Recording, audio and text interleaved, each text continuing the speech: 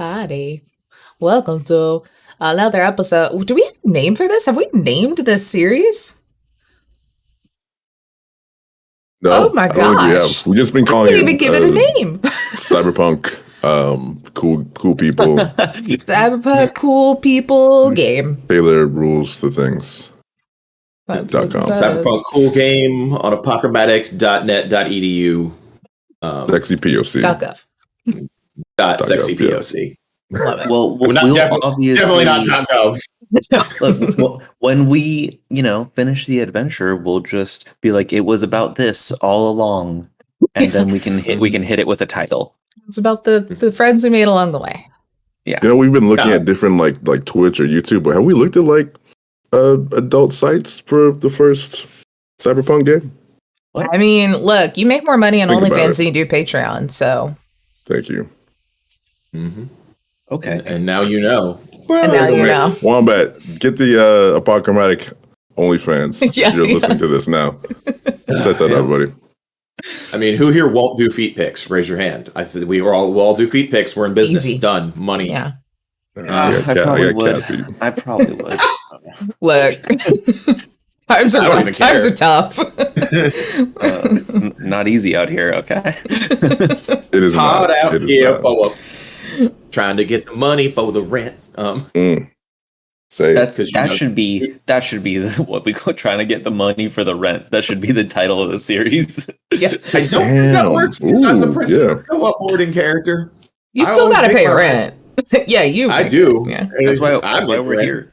That is why we're here. Mm-hmm. Fees. All right. Meanwhile, hey everyone, we are Apochromatic Unlimited. We're an all POC co-op here to uplift the voices of people of color in the TTRPG and gaming community with articles, art, interviews, and games. My name is Mark J. So excited to be here for what may be our final of this first series of games with these amazing people. And I'm so happy to share this game of Cyberpunk Red with our amazing keeper / storyteller, the one, the only, the living, the legend in the making, Taylor. There's going to be more amazing games, the more amazing members of Apochromatic Unlimited. But for now, we'll start with our intros. So I'm going to pick somebody. I'm going to pick JoJo. Hello, friends. Yeah, no worries. Thanks for it. I am JoJo. I am an anthropologist by day and tabletop RPG player and storyteller by night.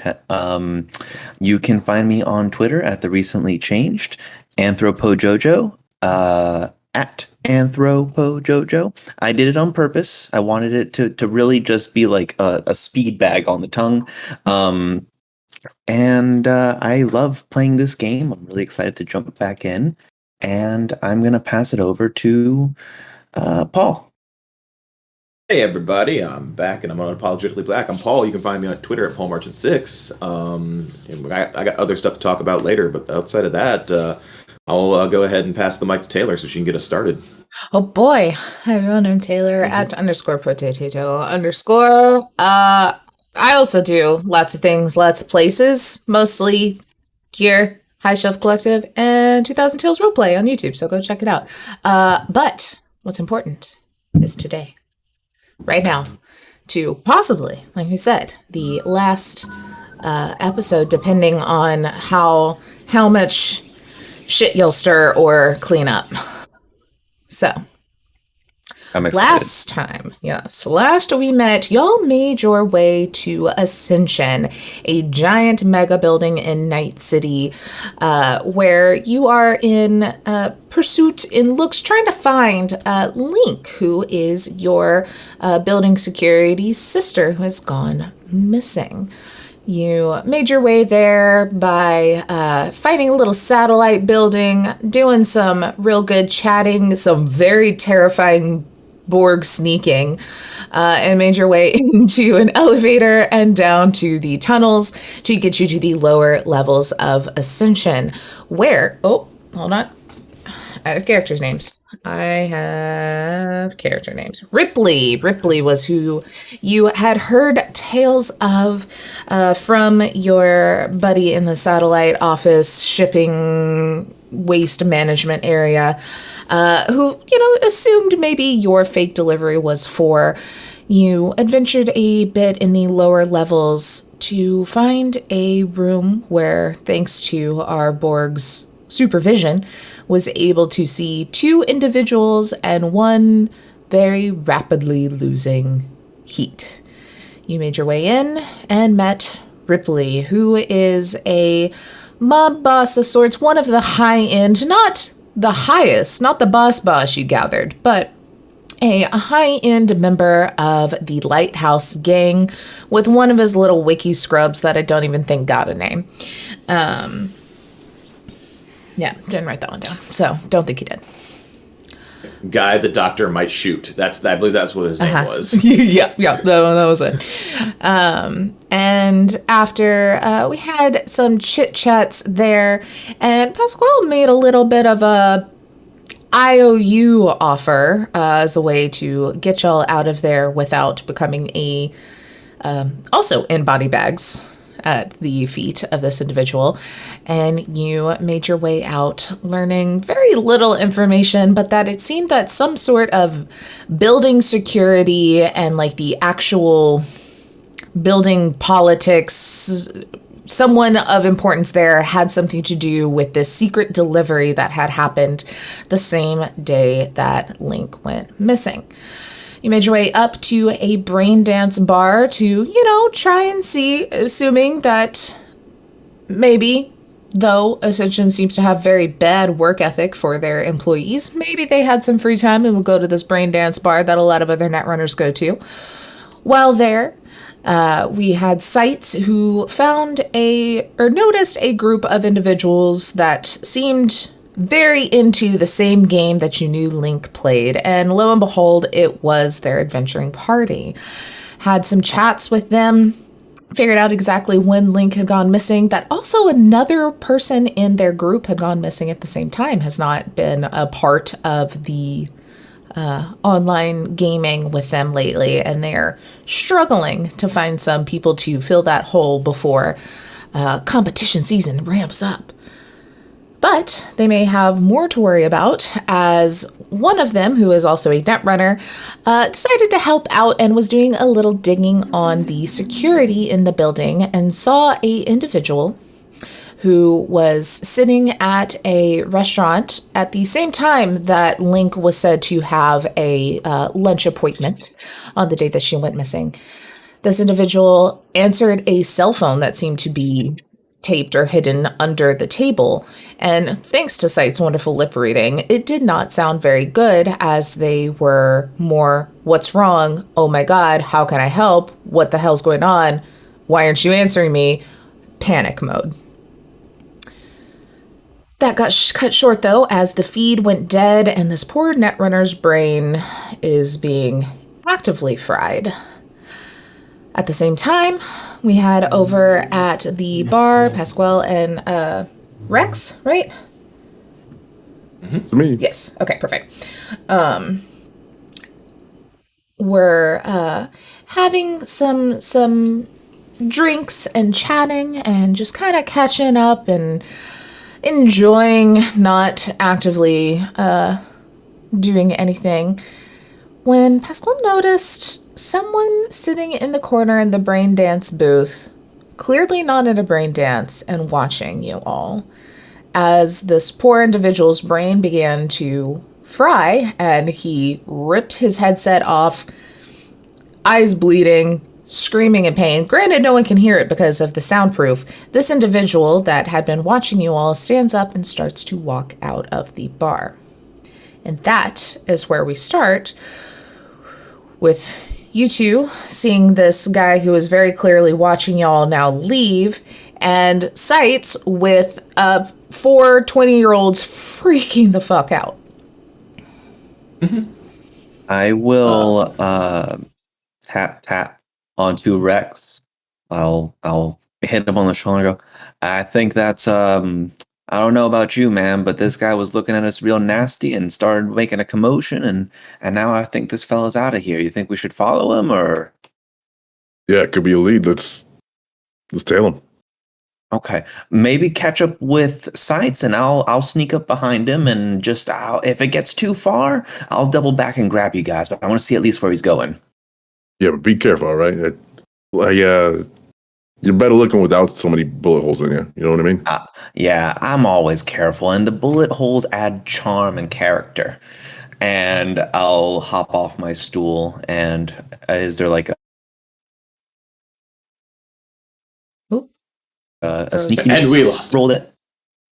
Yeah, we hear you now. Just a few seconds. In just a few seconds. Is Roll there- stealth. That is under body, probably? Probably.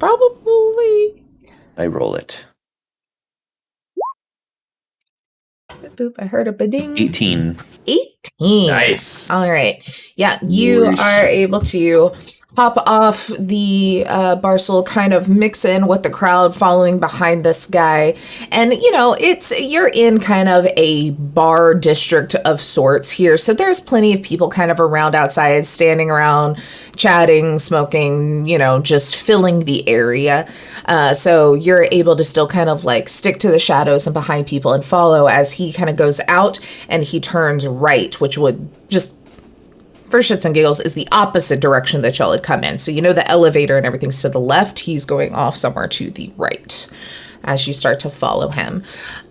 Rex, you turn around to Sights and can see the back of Sights' head, and in front of him, this like tall, lanky, early 20-something-year-old standing up, holding his head just covered in blood. Like you see blood out of his ears, out of his eyes. He's just like doubled over, like screaming. You hear none of this. And other people are kind of starting to notice the visual change and are like, oh my God. As my gaze kind of focuses on him, my eye enhancements that kind of activate whenever there's a medical emergency kind of start to perk up and start to make noise in my head. And I'm just like, what the shit is going on? Gonna head over there. I know Sights is over there. Gonna let Sights know at least what's going on, but also ask what the fuck is going on with these kids. I will actually be in the process of pinging Rex when he heads over. We're like, I'm fairly sure this individual who was assisting us just was attacked via Netrunner. Are you sure this isn't your handiwork, buddy? Oh no, I don't hurt people this way. Oh, okay, sure. Look, I don't do harm in this manner. This is clearly a net running attack. It happened while he was gathering information for us. Oh, I wrote his name. His name's Byte. B-Y-T-E. Like I wrote names down. Yeah, so as you get up, Rex, and you kind of step into this kind of booth corridor, you now hear, and you just hear him screaming out in like severe pain, as then like the other two are the other ones are kind of grabbing his stuff, throwing it in his bag, throwing it over their shoulder. And Asami, who is the kind of leader of the group here, is trying to kind of like comfort him, and then she's like, holy fuck, we have to get out here, we have to get out here right now, we have to go right now. I look at Asami and I'm like, please calm down. My associate is a med tech and he will be here to assist you in just a moment. No. If he was in the building security, that means building security knows, and they're going to be on their way here right now. We have to fucking move him. I don't think did you inform me there's somebody that like got up and walked out as that was happening, or no? Yeah, absolutely. As kind of quickly as I can. Pasquale went that way, following the guy who's watching us. Excellent. Is I believe they figured out that like at the end of last session, that guy probably was the one responsible for that based upon what was going on, right? He wasn't plugged into anything. He was just watching y'all. So may have been like the mouth, but wasn't the one actually doing anything. Yeah, it was just kind of sketch, and then it kind of happened at the same time. Okay, wanted to make sure. I will actually look at her and like in a very calm tone, be like, does building security usually employ spotters? Because my understanding is they do not. Oh no, man. Okay. They see fucking everything, so maybe. That's fine. Treating him here and now will probably be better. We will move him once he gets base treatment. If building security comes along, I will discuss the matter with them. Well, Sights is calming down this group. As you are following this individual outside of the bar, you're kind of like walking around, and he makes his way kind of down this general corridor and hangs another left, kind of working his way around the building. And you see, like, as you're kind of like following him, watching, and you see him dip around, do a quick perception check for me.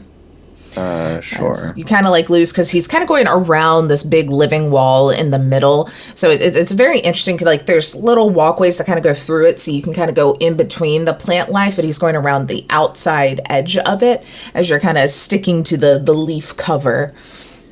I am a wily one, and I roll 18. Nice. Okay. You kind of follow him, and you see, as he dips around the corner, two people kind of walk by. Like, they seem very casual, but you do notice that they are armed. They have weaponry on them, and their jackets have the Ascension logo on the corner, or like on the breast pocket area. You're like, oh no. Then you see out of your corner of your left eye, in one of those corridors that goes between the wall, a elevator open up and ding, and three more individuals dressed identically are making their way out of it. Oh, okay. Am I able to, like, in my mind's eye, I picture kind of like hiding behind like what, you know, you ever seen like those fake plants that are in like an office building that's like one palm frond? Yeah, you're just like one of those, and I will radio comm into like our collective chat to be like, hey fellas, I think Heat's coming into the bar, by the way, and that's what I'll radio in. Okay. Yeah, we got company coming in. We do. Can you stabilize him quickly and then move with them, and I'll meet back up? Absolutely. I'm going to use my med scan implants. I got a scanner that's going to diagnose any of his injuries or illnesses. Yeah. What can I see? What can I do immediately?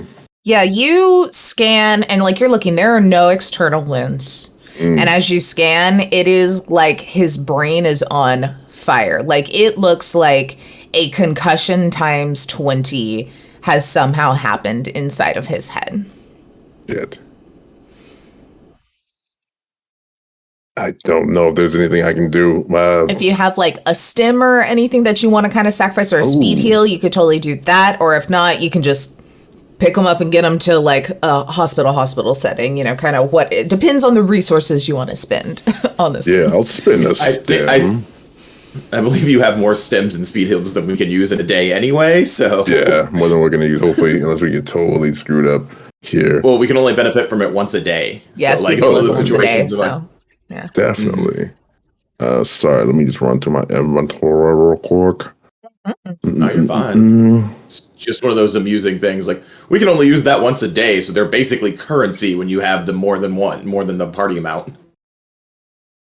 Yeah, here we go. Yep, I got a air hypo. Will that count? Perfect. Yeah, you'll use the air hypo to actually like administer it.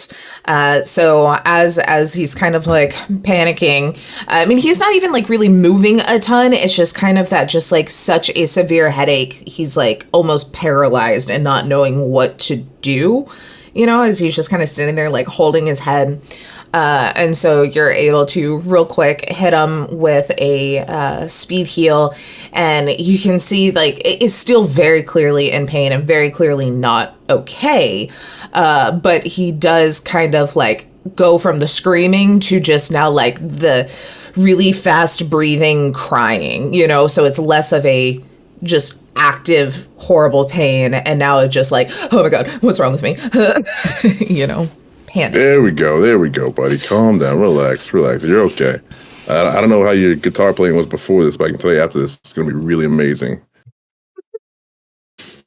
What? I don't play guitar.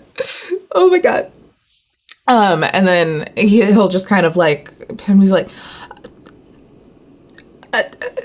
home, and he'll just like hit Asami, and she's like, oh fuck, his dad's a doctor. Maybe we can just get him to the clinic.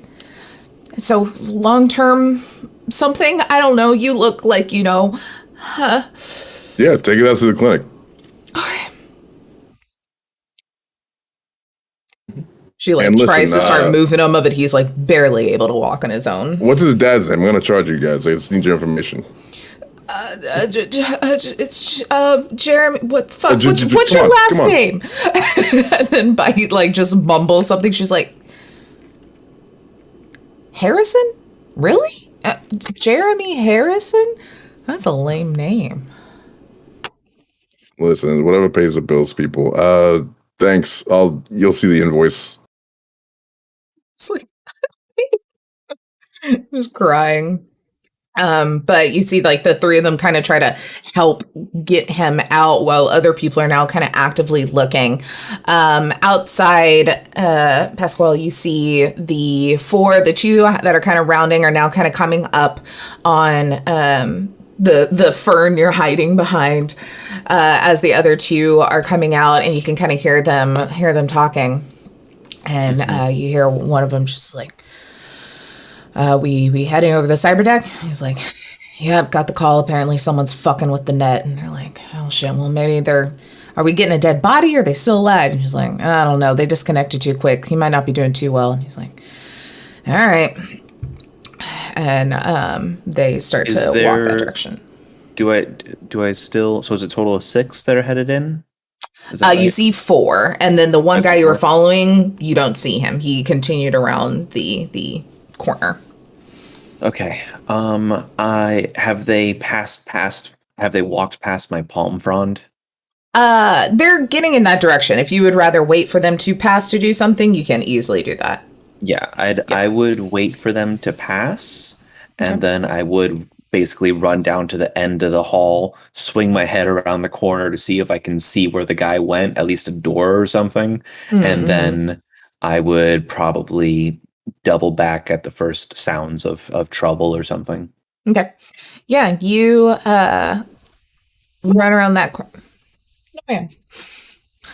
You run around that corner and kind of peek around the edge, and you see this individual. He's kind of like, he pulls on a coat. He's standing in front of one of the elevator doors. He kind of pulls on a coat, just nondescript, but is, very, very relaxed, kind of like pulls out a cigarette and lights it, and then just turns around and looks back at you. He looks as the elevator doors open and he starts to walk in. Mm-hmm. Like, he looks at you very much like he turned to look directly at you, like he knew, kind of thing.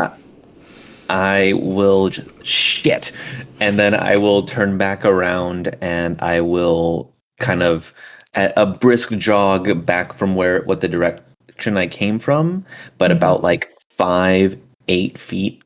Turn back around again and look down the hall at the elevator. Is it like one of those classic LCD panels that show like a floor that they might be going to? Ooh, yeah, go ahead and roll a perception check for me as you're trying to kind of like see what's going on. Perception. Many. Holy. Many. 23 now. I have many perceptions. I see many things. Yeah. You look and you see that it's going up. Y'all are on like, I think we said like 30 or so, kind of the top of the general public area.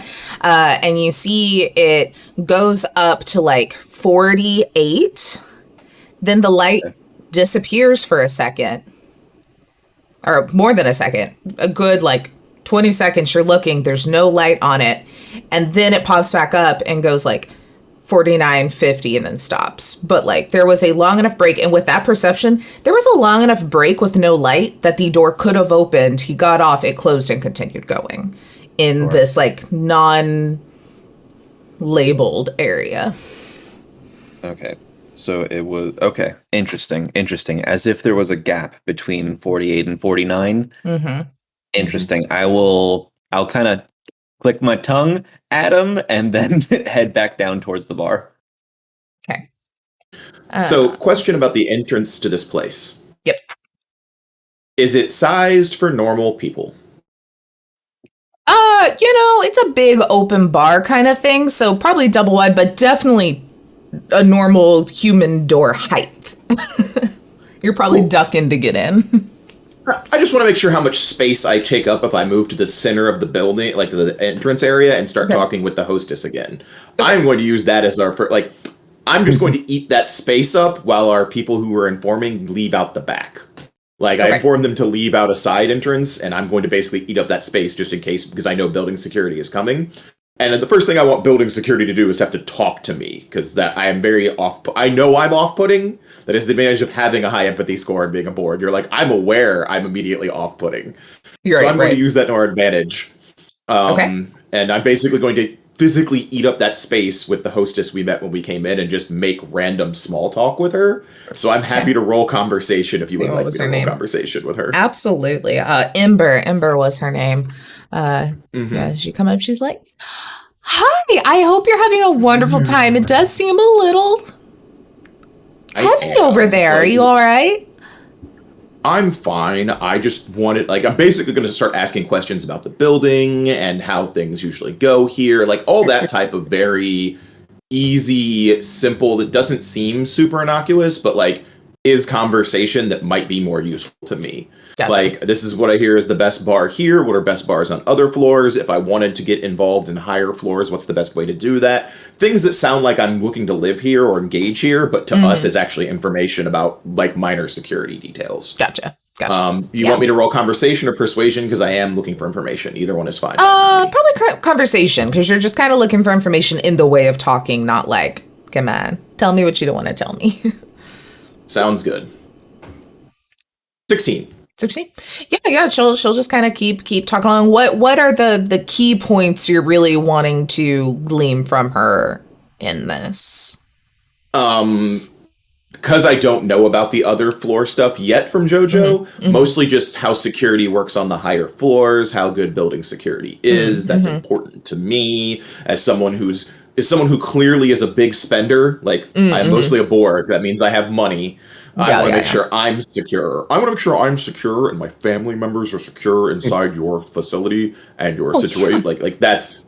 Of course. I mean, we really don't have a ton of security here in the way of, like, staff. We definitely rely on building. There's security guards per floor that kind of go around. Plus, you know, thankfully have plenty of automated security of sorts, and, like, points up to, like, clear cameras and such in the outside of the building, not as much inside, but on the front and everything. Yeah. She's like, that's really, I mean, you know, it's a little too rich for my blood, but if you do go up to the higher levels, there's a whole floor that you have to, like, get security clearance through before you can even go up. But those are for, like, the high-end executives and the rocker boys and the people with much deeper pockets than I have, you know. It's very fun. Also, up on the 49th floor, there's a big casino ran by entrepreneurs, we'll say. It's one of those that probably a little scary if you cause a scene, but they're going to keep it nice and tidy. Yeah, I'm basically stalling to see when building security show up at this point in time. Okay. So that's the conversation we are having, is mostly stall conversation of that nature. So within the crew that's there, so I guess Rex, you're with all of these kids essentially, like, in a panic mode as they're trying to help get him out of the booth. Did you say sites, like, find a back door? Like, do they have a... Yeah, I told them to find a back door. Go out a side exit. Do not go out the front entrance. Okay. Like, you're wondering about building security. There were cameras on the way in. Do not go out the front entrance. That's silly talk. Like, okay. That's basic Xville 101. You need to Delta out a back door. Yeah. Then Rex, will you do a perception check for me as y'all kind of start to walk back, and, you know, there's hallways and rooms, and, you know, it's kind of like I said, like a karaoke place where you can have your private, like, room for people. Then there's private rooms for probably some other things, and then there's the big open spaces. There's a lot going on. 24. Beautiful. You kind of walk back. There's a hallway that has, like, the restroom sign over it, but then you see that there are, like, multiple other private rooms and stuff on this hallway, and you kind of, like, stick your head down and you see that there's what looks to be maybe an office kind of space, a storage space. You know, they say, like, employees only, but then there's another door down there that is open, and you see kind of stick their head out a person, just like 30-something-year-old, very nondescript white guy, like nothing much about him, except he is wearing the exact same uniform as the Lighthouse Gang guy that you met with Ripley. And he kind of looks, and he's just like, hurry the fuck up. Shit. Yeah, I head over there. Right? You kind of rush, and the kids are just like, whatever, like, we're going, getting him out. And you turn, and it goes into an immediate, like, stairway that goes down, kind of like one of those little two-deckers. And so you kind of make your way down as this guy unlocks a door at the bottom and opens it up, and you'll find yourself in kind of like a service corridor. You know, it's very clearly there's pipes and stuff along the wall. You can see some insulation, like you are in the walls at this point. Pasquale, at about the same time, you've kind of looked, see what floor this guy has gone to, turn back around as the security is now getting to the very front door of the cyber deck. I think you can probably very clearly see Sights standing in the whole open door. As to your left, a door that you didn't see previously, like it's set in, it doesn't look like there's an open to the outside, kind of like more like a panel, I guess, kind of opens, and another guy in the same Wiki Lighthouse Gang outfit looks out. He's like, you Pasquale? I am. Who's asking? Well, Ripley's gonna call in that IOU, but you gotta live first, so you wanna come in here? Yeah, I think I do. That sounds like a good time. Okay. And I'll slip in, and I'll like hip check him and be like, come on, man, give me a little room here. I just had some drinks. Watch yeah, out. it's very thin. It's like a tiny crawl space. I want my Whap'em stick to get caught for a second. It's like, pull on my jacket, and I slide in. This guy's just like, whatever, man. Like closes the door behind, and another like very steep kind of staircase, this time almost ladder. Like it's very much like almost like a boat staircase where it's like, Sure. And you pop down in the hall, and you can see Rex and these gaggle of gamers just a little bit down the hallway. There's just very dim kind of blue lighting, very much like that emergency just strip lighting that goes all the way down.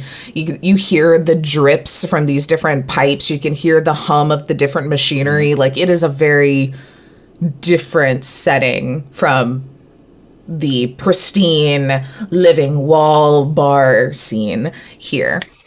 Gotcha. As y'all all gather up though, Sights, you are up top. I am up top. As you're talking to Ember, and you see she kind of does this like wide eye look as security's coming, and then look up at you, and then over there, and then look over and see the kids are gone, and she just, oh boy, as they walk up. Sure. Hi, Miss Ember, is it? She's like, yeah, hi. We're gonna need to just hop in there real quick. Would you mind stepping to the side, sir? I turn very slow. Like, clearly I have, like, I know I can see them from any angle, but, like, they don't know that. So I turn very slowly and kind of do that look down. What is it you need? You wish to move me? Like, I very much put on the, like, I go from, like, the very cordial, like, I'm having a polite conversation with Ember to, like, the expected response of you're telling me what to do moment. Yeah. Like, you I don't hear an audible actually say gasp. anything.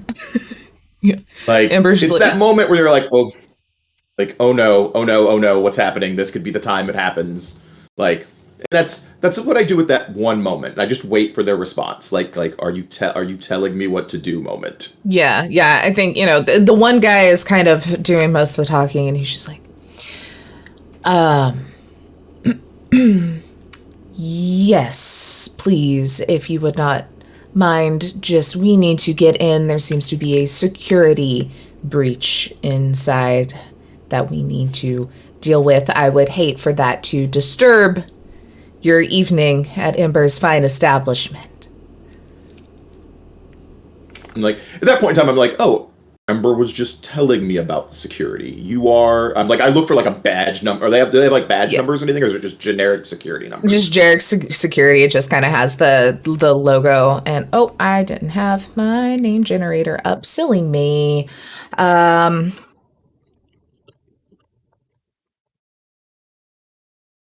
Basically, I'm just stalling. I'm doing the stalling thing here. I'm not actually looking to initiate a fight unless somebody gets real jumpy, and then it's going to be real funny and sad for them. Want the nickname generator. He's just like, the name is Ash Rowan. Yep, that's what that name generator gave me. And I am head security for buildings 30 through 40. And So you're in charge of keeping me safe while I'm here. Exactly. Excellent. I'm basically going to eat his time up and like be like, excellent. How do I contact you if there's an issue? Like literally, I'm just doing the thing where it's like he has a job to do, but clearly to do his job, he has to give me something. Anything that's going to cause a problem. Just stalling. It is very much a stall. Definitely. Also, maybe do another conversation. Sure. Get what out of him? Get his agent number out of him. That's also a thing that I would try to do. Okay. Like if I have to call you, how do I call you? Like maybe do another conversation to try and like stall before he's like, oh my god, I need to get 24. Yeah, so like he's not max tac. He's not NCPD, so he doesn't know who you are, because I feel like everyone at NCPD at this point knows who you are because of your niece being there so frequently. And so like he doesn't understand that I'm not a killer. Yeah, he doesn't understand you're not a killer, but at the same time, he is not equipped to deal with a Borg. So he's very much just like dancing around the subject, and like every so often is like, yeah, anyway, great talking to you, and tries to like go in and is like pushed out of the way, and he's like, he's really trying to figure out how to get in there without pissing you off, because he knows he has no chance really at this point. And he's like, well, sir, how about if you, do you live in this building, or are you just visiting? I'm looking to relocate. Wonderful. Well, here, and he'll just pull out like a business card, data chip, hollow. It's fancy, but it's a business card. And hands over. If you have any other questions, I would love to chat with you during office hours, opening time. Excellent. Because I do need to get in today. That's fine. I will take the business card and give him a nice, strong body 14 pat on the back as he comes by. like it's not designed to hurt him, but it's designed to be like, here's what happens. Like, go get him. Good one for the giver. Like the other three are just so confused and so nervous at all of this. They're just like, just shuffle their way. Don't make eye contact. Move past the Borg. Oh god. Yep. So yeah, they will rush past you, and you were kind of left to your own. And Ember's like, that's security. They seem very competent. Like that's the only word I use. Yeah, and she gives you this look like. She's in like her uniform and has this like little peppy kind of like persona that she has to keep on, but you can just kind of tell by like her accessories, her makeup, like she's a little punk, like she's got that kind of like fuck the man kind of like person that like look towards them, and kind of has that thing, but it's just like, I have to get paid, so I'm happy. Well, I'll try. Not gonna lie, I'll ask her for her agent too. I'm networking here. She might think it's a date, but it's me networking. I don't know. Yeah. She might suddenly think it's a date. Who knows? She's just like, oh, of course. Especially if you're looking to move, I've got some great recommendations of where and where not to go. Mm-hmm. Wait, so I'll get those two agent numbers and add them under list of contacts for information under networking. Like I feel Sight's internal Rolodex on his agent is like so hyper specialized. Like it's silly. He's like, no, all right, that goes there. All right, ding ding ding ding. Love it. And then I will poke Rex and be like, You should have a fairly good head start building. I stalled building security. What was I assume that was like 4 or 5 minutes of me stalling. Yeah. At least. Yeah. So we'll switch then over to Rex and Pasquale down in the kind of service tunnel, for lack of better word in my head currently. And yeah, there's these two wiki guys. You like said to seeing each other, kind of like walk you over, and they're like, yeah, the boss said you probably needed like a real quick extract, so figured we'd come grab ya. Yeah, we appreciate that. We got this kid. It's pretty fucked up. Is there any way we can get him out of here? Down those dad's clinic or whatever? Yeah, absolutely. And he'll just kind of look me like, where is it? Whatever, blah, blah. And he's like, and he'll just point to like random nondescript white guy wiki and be like, take him down there. Like, he's very much like, you're below me. Go do this thing. And he's like, okay. And he'll kind of help the kids down. And you see like they're kind of going, and they go for a bit, kind of past where y'all were. Seems like there's another kind of door that they work their way down. Like, this seems to be a very intricate system of hallways, stairways in the walls of this building that they just kind of know that they're kind of taking them down. And then this guy will look over at y'all, and he's just like, "Hey, I'm Del, by the way. Ripley sent me to come find you guys. Seems like he's been doing a little bit of digging and keeping a little bit of an eye on you, and finds you interesting. So, congrats or rest in peace. I don't know. We'll find out when we get there." Are we going to see him? Does he require our services now, or because we're kind of in the middle of a thing? What with the child that was, and there's elevators, and we're making all sorts of friends. So I was wondering if maybe we could like pencil him for later, maybe. Yeah, no, that doesn't really work for him when he wants it. He wants it like now. He said to tell you that what he has to say may be important to what you're looking for. So I don't know if that's true or if that was just a buy to get you to come without putting up a fight, but that's what he said. Okay, all right, I respect that. All right. Rex, did you save that kid, or is that kid dead, by the way? I mean, he's got a 50-50 chance, to be perfectly honest. I don't know. 50-50? What is does health insurance even do anything for people? I don't even know. Oh, he definitely don't have health insurance. No. It's coming out He of ain't got a pocket. package. If he had a package, we'd already seen Trauma Team. And then that would have been shit.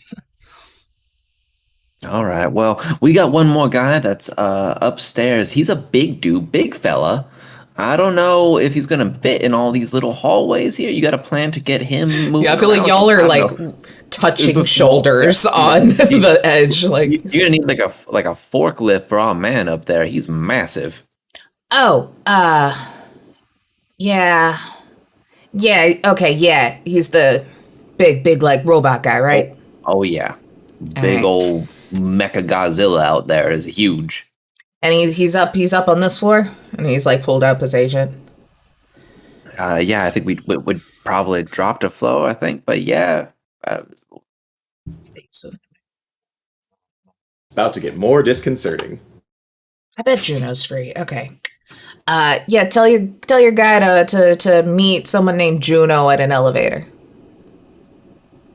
I will radio over to Sights. Say, Sights, did you kill everybody in the room? No, I didn't kill anyone.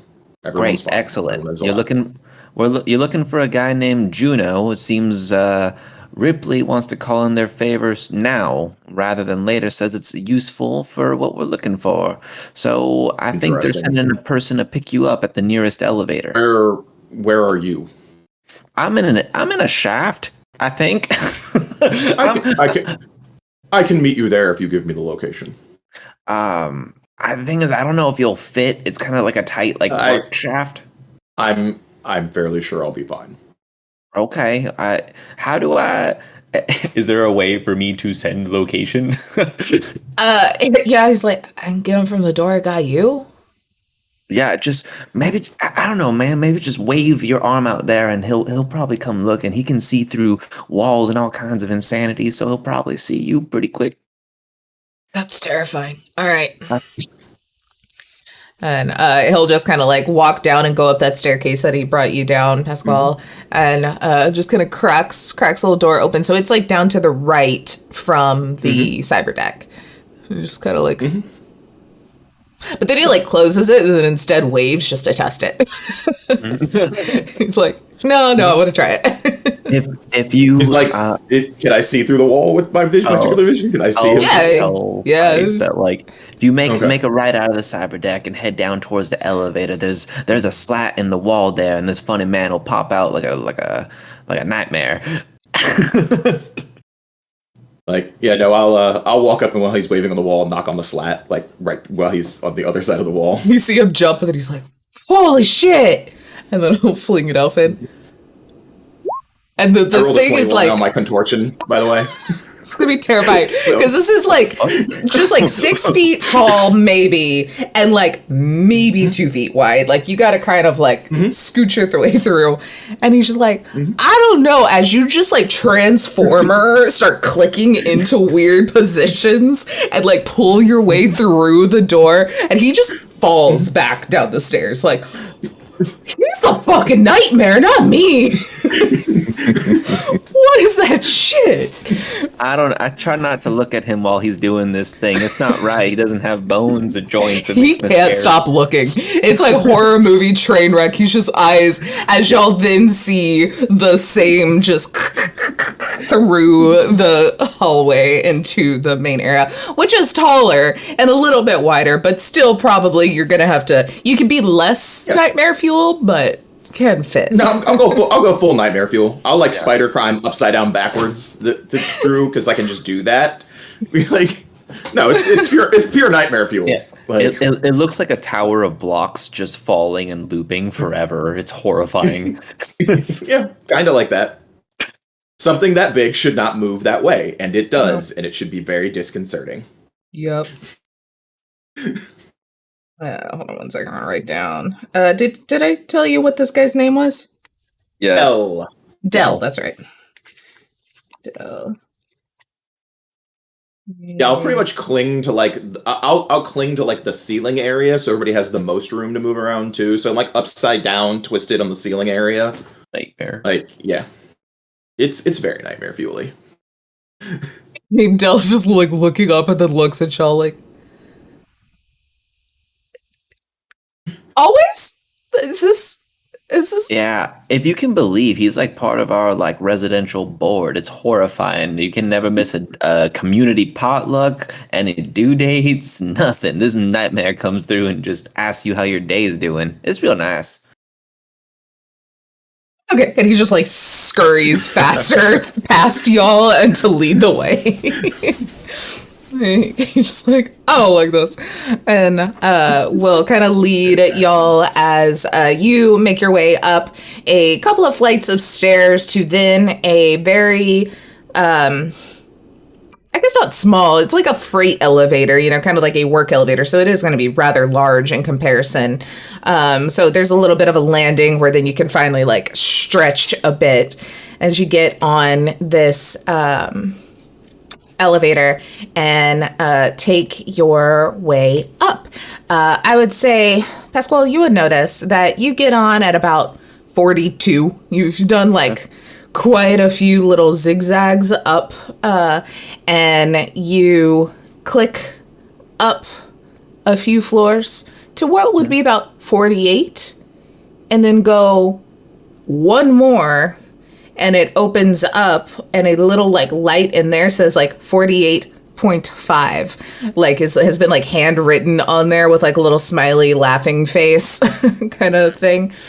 As it opens up into a very lush looking room, like it has this like red kind of velvety deep carpet on it, like lush but gaudy, and then very much like a lot of like gold trim, like think what Buckingham Palace like lush and gaudy looks like. It's like, oh, really? Excessive opulence. Yes, yeah, very much. And it's just like a small little kind of lobby area. You can see there are two like these really deep navy velvet with like mahogany wood, like things that shouldn't exist anymore, like fainting chairs, you know, those like little couches with just the one side. Very out of place for anything you've ever seen, anything in Night City for sure, but anything in this year and date. And this guy kind of like walks through and he's like, okay, I cut out. What was that? I think I cut out for a second, but I say to the squad, I say, I believe our net runner disappeared on this floor here, though. So keep your peepers peeled, or whatever you have in place of peepers. I have many peepers. Yeah, I feel like Sights can basically see anything and everything. Can you see through time, Sights? Do you have that ability? I mean, time's linear, and I can see as time moves forward. So yes, I can technically see through time. I cannot see backwards into time. If that's what you're asking. That's hindsight. You don't have hindsight, Sights? He's got rewind. I do have hindsight. It's 2020, but I don't have the ability to like literally see another area's time. Like I can't tell you what happened here 3 days ago. Yo, chapter select. No chapter select. No, you can't go back to the menu. Him on his optical prowess. It's like, I heard that you're able to like reconstruct a scene through brain dances and like rewind something backwards. Is that a capability that you have, maybe? Well, that's an analytical technique. That's not necessarily my ability to see things. Oh, you should have got that upgrade, man. There's not really an upgrade for that. There's a technique. Never mind. Yes, I can. Yes, I can recreate what happens at a scene based upon facts presented by brain dances that occurred at the time. That is not something that is done cybernetically. That is a learned technique that you get from certain schoolings and teachings of forensic philosophy. And you recreate the same through Lego. I don't understand. Okay, never mind. Moving on. Y'all are an interesting crew, you know? Yeah, we live together. I could tell. You've got that like that chemistry building, that's like not in the same house.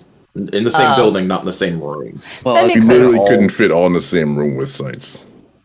I mean, unless he morphed down to half the size. He's like, gestures in Rubik's Cube. And he just kind of like walks forward to this like double door set that he flings open, and there's like this long runner that has all this like really bright filigree that like goes down the middle of this hall, still with that red carpet, and you see multiple doors on either side of the hallway. And then at the very end there's another big double door, but there's kind of these windows that are very clearly like, was it one-way windows where you can see out but they can't see anything, and you see into this large casino that like putts that goes out in front. He will go down a couple and like knock on one of the doors, and you don't hear anything like any sort of like, hey, come on in. Just the door slides open. It's still like that wooden door, but it looks mechanical and kind of does the pocket door slide in. And he's like, boss will see you now, I guess. Mm-hmm. Hey, buddy, real quick. You been hydrating? I mean, I drink a lot of vodka. Nah, that's bad for you, buddy. You gotta find some water. I don't know if you gotta steal it, gotta kill somebody, but find some water. Make sure you hydrate. That's all I'm saying. All right, get the fuck out of here. Got some water. It's not my taste. All right, bye. And he'll just kind of like walk down towards what looks to be this kind of, you see that into the hallway kind of does another little step up. Like you've kind of been doing various little steps up.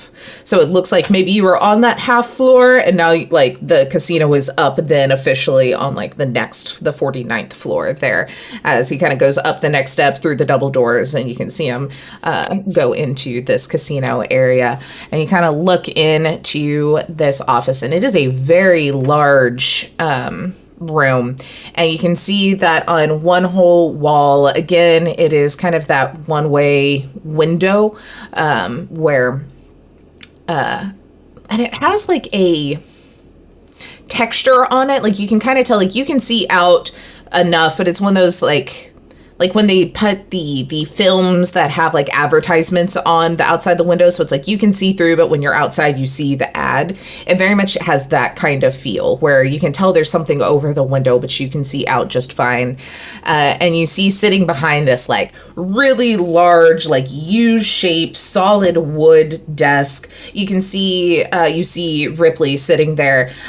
He's in kind of the same get up. He's cleaned up a bit. You don't see any traces of blood. His hair is like freshly coiffed.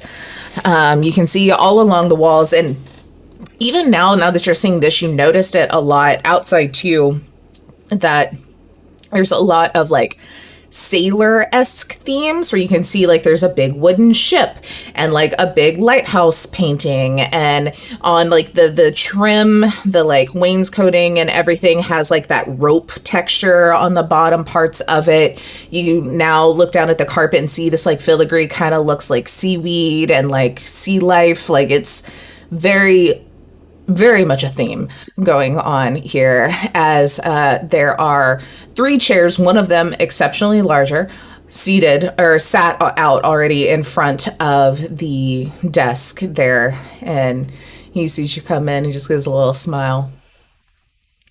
I'll take my glasses off as a little sign, just kind of. But didn't think I'd be seeing you again so soon, Ripley. Oh, I didn't either, but it seems like a lot of people are keeping secrets, so I learned some things. Anyway, have a seat. Not you, other people. Y'all aren't the shit list yet. I will, and like I will do like the like look at my friends with like, I guess I'm gonna sit down now, and then I'll grab one of the chairs. Mm-hmm. You see, as you sit down, he'll kind of like pull out a drawer, and he takes out like this real fancy like crystal looking glass filled with some sort of dark, probably brandy. Sets it down with a few glasses that match, and then pulls out another just like matching crystal that's like solid or completely clear, and he just kind of looks over at you, Rex. Water, and scoots him over, and enough glasses for everybody. And then also will pull out like an old school, like the cardboard with all of the stickers cigar box, and like opens it up and like puts out a couple in a little ashtray, the clipper, like the whole 9 yards. Real fancy, like fancy by our standards, old school by 2045 standards, like Zippo lighter, like that slides it over. You're just like, help yourself. I like to treat for those that I'm going to be doing business with. I'll slide. I'll say, don't mind if I do. Could always use a good cigarillo, and I'll crack the box open. And are there in fact cigars in there? Yep. Yep. I'll pick one up and give it a good old long sniffer. What does it smell like? Smells like what? Smells like a real good Cuban cigar. Yes. and cyanide. No. A little bit of almonds. It's weird. I'll remark, and I'll say, now Ripley, this is a real treat here. You normally have to get these shipped in and out, and I'll motion for it to be cut. And I don't know. Can I read him? Is he? I don't want to like lean over and like as if he would light it. If he doesn't seem like that guy, is the lighter on the table? Or? Yeah, the lighter's on the table, like scooted over. Like he very much like gave your thing and was like, do what you will. Like pour your own brandy, pour your own water, light up a cigar. It's yours. Do what you will. And he's kind of sit back in this very like high back, plush, kind of spinny office chair. I'll take and enjoy a cigar. Is good manners. I'll take the gift. As a side note, I will double check the overlay on his body signature, like the thing I saw before through the wall, and make sure we're dealing with the same person, not a body double. Yep. It's all the same. And he'll even kind of like look way up at you. And he's just like, nice to officially meet you face to face. It seems so. Mm-hmm. I stand, Sights stands behind his chair. Like, that's how Sights approaches the situation. Like, he just stands behind the chair. Well. So, you brought us here to call in the favor that, Pasquale made with you, I believe. Yeah. That is at least what your subordinate mentioned. Yes. Yes. Truthfully, this time I came across something that I think y'all would be particularly interested in, and it happens to overlap with something that I have been trying to get my hands on. So I think this will be just a perfect partnership going forward. You see, I did some diggings because honestly, y'all coming in telling me about all these different things and the shipments and the person missing. Honestly, it pissed me off a little that I didn't know more than I did. Because I like to think that I know a lot what's going on around here. Hell, I probably know more than the Lord does at this point. But that's besides the point. There was a gap in my knowledge and I was not a fan of it. So I did some asking, we'll say. And found out some more information that might be helpful to you. So, he said building security had been bopping around down here, and it came from the top. It seems like it was from the actual head of security itself was the call. Her name's, I think, Angela, I believe. Mm-hmm. Yeah. That is correct. Yeah. That is what call came from herself to clean up the area and get this shipment out. Only her people were allowed in, but of course I have eyes everywhere and a few little creatures that like to stay in the vent and sell me information when I need it. It seems that something that went out of here at that time is something I would very much like. And he'll pull up a little data pad and basically shows you like a image of the from like a security camera of the actual thing. You can see that the same dressed individuals from the satellite office are like pushing this big cart, and there's multiple security guys around them, including like ones in much heavier armor with much heavier gear. And you see this box that is on the thing itself. Pasquale, you recognize this box as the one you picked up from the docks and delivered somewhere randomly at the very beginning to X, as far as you know. Sure. And he's like, this is very fun tech that I would just love to have my hands on. And it seems about the same time all of this was going on was when your little pal went missing, and there happened to be someone sniffing around here looking for her as well. And he'll pull up again another like image from a security camera, and you see just like very much someone just walking and like looking, and it's the same guy that you saw Sights in that image itself, or in that video on the phone, but very clearly in a different outfit. Looks like maybe like the next day or so. And Rex, you recognize on this coat very clearly has the iconography of the iron sights, the same kind of emblem you saw on the car door as Aisha was getting just destroyed, or Kira was getting destroyed. And he's like, he was sniffing around looking for Lynk as well, and said something about this certain time period that she had warned, or, it was all a very confusing mess, but apparently there was some phone call. She had said something about help, this is happening at this time, be there. He didn't see anything, didn't see her, didn't find anything, but that time is the same time as this delivery. Now, I didn't see a woman getting walked out of here, but security was high. It could have been very easily whisked away while everyone was worried about this technology leaving out the door. And am I to understand that you would like us to get this package back here? I would love that, yes. I'd be more than happy to get it for you, Mr. Ripley. I'm at a loss to see how this points us in the direction of our missing person here. Do you have maybe the whereabouts of this figure? Oh, yes. And he'll kind of like slide over another like little data chip. It's like, this is everything that my guys could find on him. He's got a pretty big rap sheet and is currently in the iron sights over in old combat zone is where he seems to call home.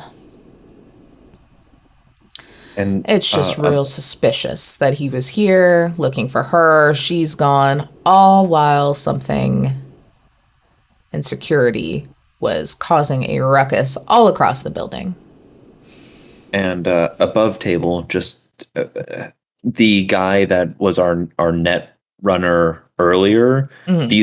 This is a different person, just to confirm, or correct? Do they look similar? Yeah, this is the guy that the net runner found on the security camera. Got it. But not the net runner that was in the bar that blew out Bite's brains. Right. Yeah. This doesn't look like that individual you saw there either. Just checking. Cool. Yeah. At the end, so the iron sights is in the combat area, like by the docks. Am I inferring that right? Yeah. I mean, there's docks all in different sorts of areas, but yeah, we'll say for ease, that is definitely that area. It was kind of near. Or I think you were even maybe like up more in the marina, but you made your way to the combat zone once you did do the drop off. Okay. Yeah, I'm familiar with this area. I can get me and my boys down there, sure, and then we can find this package here and bring it back up to you. I assume we'll have a nice ease of entrance where we could just come through the front door from now on, right, Mr. Ripley? Oh, as far as I'm concerned, absolutely. There's other people to be dealt with, but hopefully once you get me my package, I'll have a little bit more say. I look over to my compatriots. Sure you can trust this guy, Pastor? I trust him as far as the business is good. He's lighting up his cigar now. Yeah, I trust this guy as long as the business is good. We have an understanding here. I provide transportation services, and Mr. Ripley here's given us information to find one of our friends. I think it's a fair trade. It seems like a goose chase, but yeah, why not? If the information helps lead to the person we are looking for, the matter would be settled. If Mr. Ripley's information does not lead in that direction, then it would be inferred that your favor is paid in full, and Mr. Ripley would owe you a favor. Oh, no, I never offered to help find this missing person. I offered to let y'all live and run around the building as long as Pasquale did me a favor, which would be bringing this back. Continued. I'm hoping it helps you. Don't get me wrong. I'm not wishing ill will of this missing individual. I looked in. I have no beef on record with her, so. And I'm going to go ahead and... I said I was going to go ahead and roll human perception for the previous conversation to denote how much he is a lying person trying to get us to go out the building and do his job. Or if it actually has anything to do with what's going on. While that's happening, my med scanners are taking a look at him, and like blood pressure 120/80, pulse is like 70. Like hydration is working for him. Skin's Apparently nice and 21 clear. again. Urine is clear as well. 21.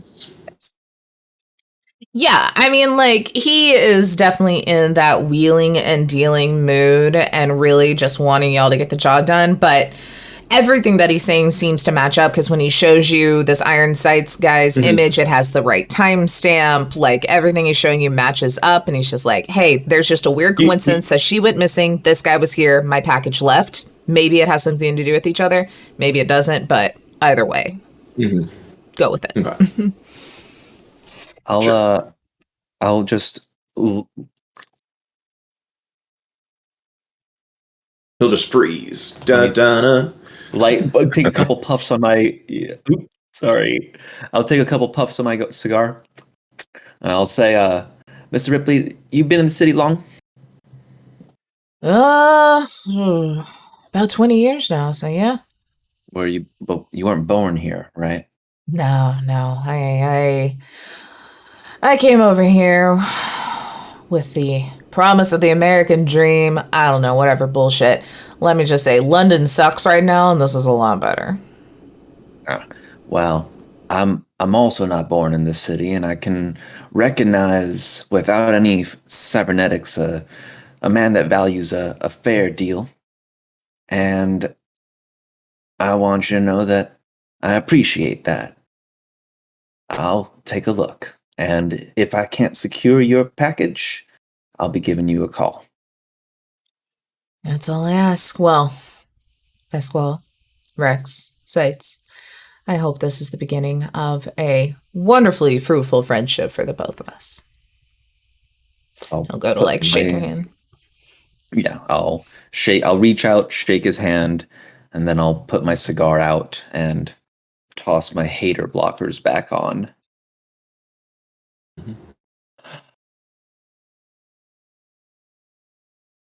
I think we're good.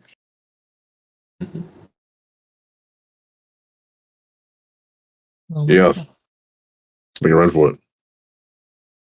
Well, you gentlemen enjoy the rest of your evening and any other time you have here in Ascension. And, you know, if anyone gives you any trouble before we decide if our friendship is going to sour at all, give me a call, and he'll kind of scoot over a data chip for each with personal info.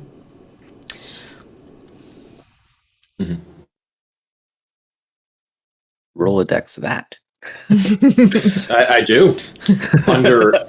Under shady dude, I will probably have to shoot. That is a very long list in his Rolodex. Yeah. Yep. Shady people I'll probably have to shoot. Yep. Add that to the 247th person. And before we head out, I'll say, hey, try to take it easy on the kids. You know, they're hooked up on the stuff in the cyber deck, and they're just trying to ease the pain a little bit of this hellscape. So maybe, you know, show the young ones a little grace. Could be nice. Oh, I'm sorry. You're accusing me of what happened? No. I just mean, you know, it's nice to look after the young ones. I got a soft spot for them. That's all. Well, we are always open for recruitment, but try to keep our recruits a little older. You know, that just seems a little less icky. But we've got our eyes out. I mean, if it wasn't for my guy, I don't think y'all would have made it out of there with that child or security. Point taken. All right. Well, we don't need to overstay our welcome. And I'll stand up and get on my way. Okay. Y'all stand up, walk over. The door kind of slides open for you. You see Dell is standing there. Hey, you're still alive. That's good. That's good for you guys. I'm real glad I don't have to clean that up. Anyway, y'all trying to be sneaky getting out of here? You want to just go out the front door? I believe we can just walk out the front door these days now. Status upgrade, Dale. Oh, I'm just too hot for your britches now. All right. And he'll walk over to the double doors. You see him like tap a little key card, and it opens back up into this casino and the official 49th floor. And you can very easily, if y'all wanted to kind of like spend some time, more than welcome. If y'all just head out, you see just on the far end of the room, kind of in the middle of the room, really, there is a elevator that has like just a kind of square lobby around it, but then the casino itself kind of wraps around this elevator that comes up in the middle here that would presumably take you back down to the main floor so you can head out. What's y'all's thoughts? Any other things you need to do in the building? Are you going to go look for this Ironsides guy? You going to go look at the box location? Like, what are we thinking? Because you know where you dropped off the box, and now you know where this Ironsides guy who's looking for Lynk is at, so. I do. I think the living person is probably the best bet right now. Yeah. Okay. I think, I second that. Trying to see, because I know, I haven't shared this information, but I know that I dropped off that box and that building went full Transformers, did a bunch of stuff, and I don't think that box is there anymore. So I am leaning towards looking for our person. Alrighty. Well, then let's actually take a quick little break, and then we will pick up. We'll just kind of like fast forward to y'all being at near the general location of this Iron Sights gang hideout here. But yeah, let's take a quick little 10-minute bio break. I'm out of water, and we got to fix that. So we will be right back. Las agua. Hydrate. Hydrate. Yeah. I've had one bottle of water today. Okay. We will pick up in the old combat zone part of Night City.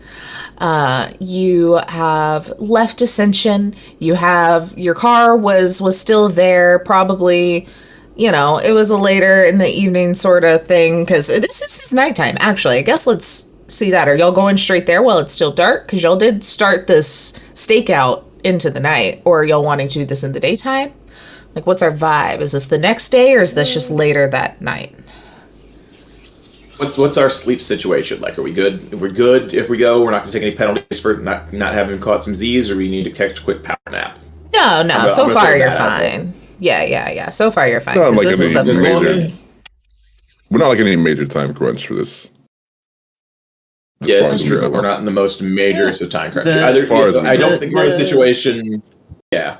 It's a situation if she's alive or she's already dead, and we'll find out which one it is. Like, I don't feel like this is a time crunch situation. Well, we'll beat their asses in the daytime or the nighttime. It doesn't matter. We'll figure it out. When Taylor's a storyteller, I'm worried about this. Fine. I've only killed people off screen. It's been implied deaths. I've been in games where people have gotten mowed down in the middle of the game. That happened in the last Cyberpunk game I was in, so I'm down. The only games I've ever had players legitimately die has been Cyberpunk, so just saying. Yeah. I've read a lot of games. The only ones that they've actually died have been This Cyberpunk. Is the most dangerous one. But most dangerous game. All right, so we will pick up just a few bits after you've left Ascension, back to your car. You have all your gear. You have everything that you set out from your apartment with. You've made your way down, across the inlet, back into the big chunk of the city, and down into Old Night City, the combat zone area, to the location where this Iron Sights gang that this individual hangs out at. You see that this seems to be a kind of like a shopping center block that's been kind of taken over and run down in the past, and it's one of those where at the very end was Home Depot, so now there's a big inlet area in the shopping center where probably the lumber and the plants used to be when that was a thing. that you can see that there are work lights and you can see cars and stuff lifted up. So this seems to maybe be where they'll do some of their car related things. And you can see that there's very clearly the iconography of the iron sights on the buildings and tagged in the general area.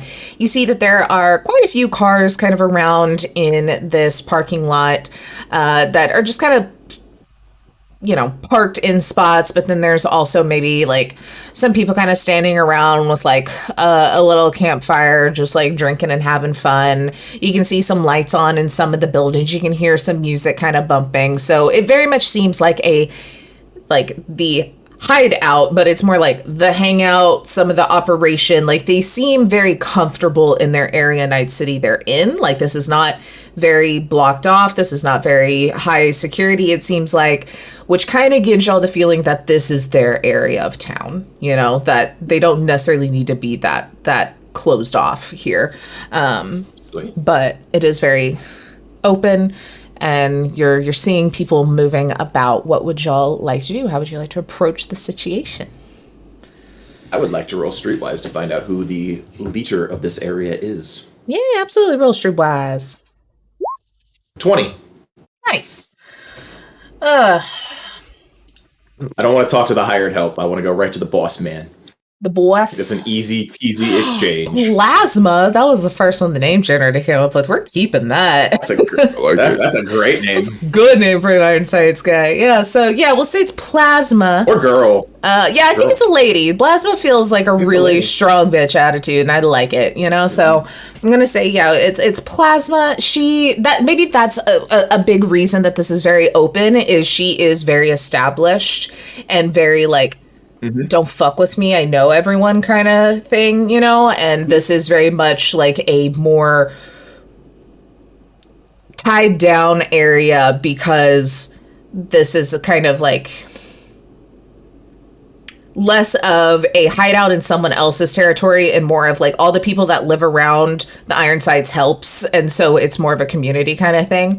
And she's just like that like bad bitch with the iron fist, so it makes sense that you kind of know who she is and just the kind of politicking that she has to do to kind of keep the area like it is. Before we get started, we're several hours into the evening, right? So somebody's morphine stupor should have worn off by now, hasn't it?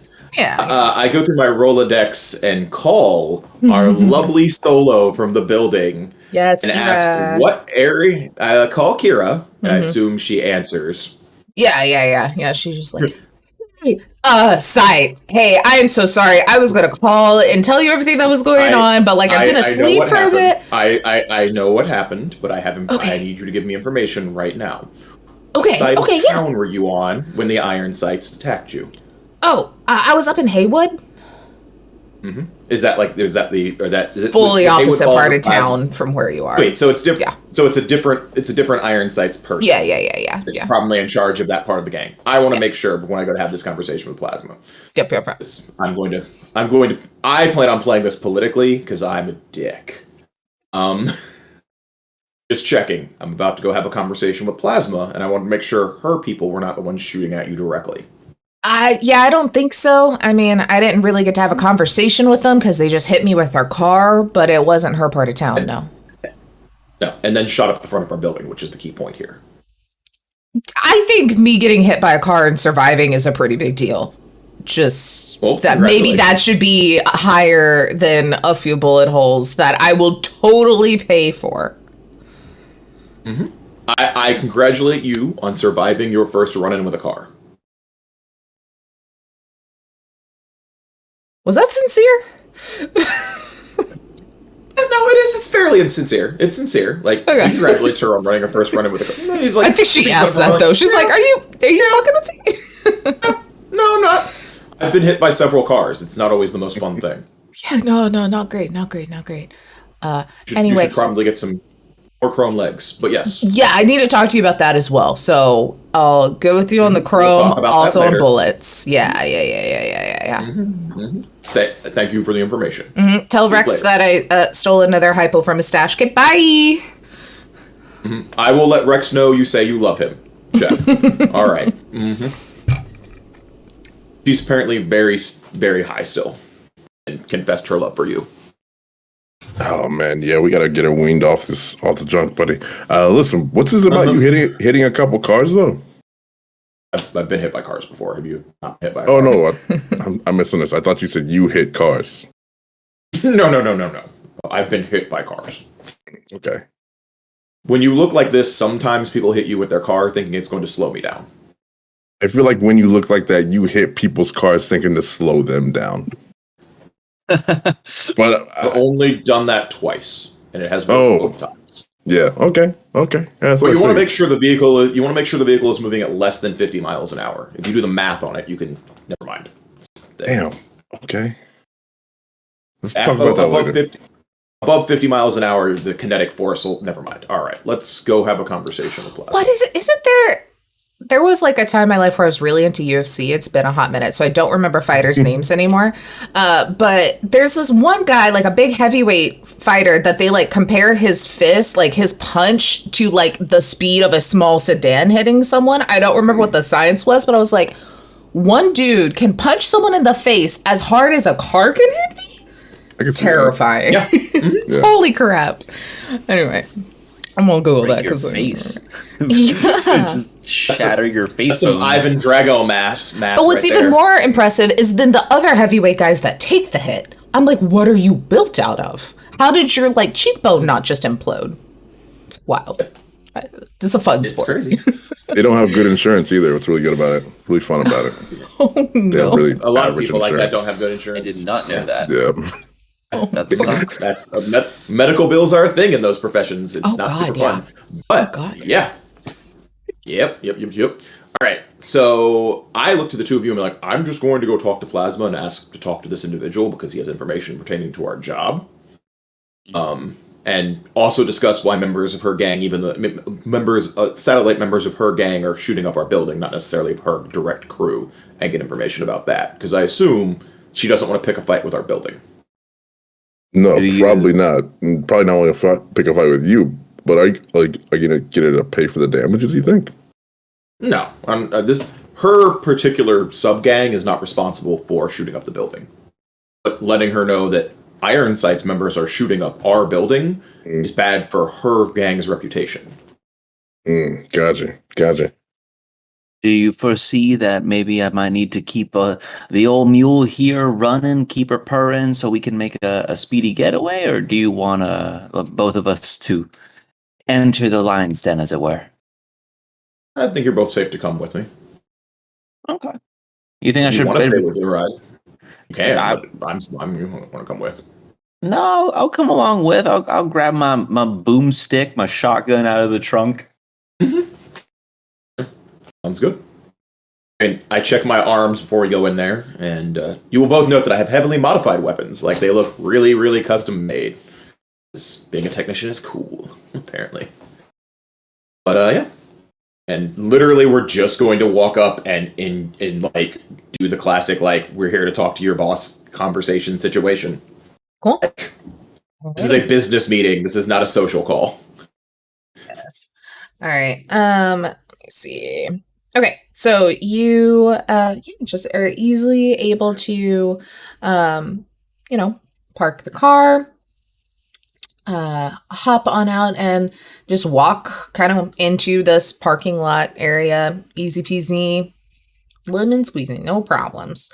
And then you start getting a little closer to the building, and that's when one of the guys kind of hops up off. We'll say he's like sitting on like the front of the car, kind of around this makeshift little like campfire circle of people like just jacking off. And he just like walks over and he's just like, clearly seeing the dynamics here of three people very, very well off in a way that could kill him, one of them being a Borg, so isn't hostile by any sort of means, but it's just like, what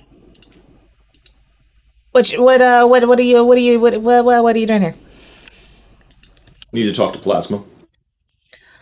Do you got like an appointment or something? Like, she know you coming? No, she doesn't. I'm sure she'll want to speak to us. We're not here to do any harm to her. We're here to make sure no harm.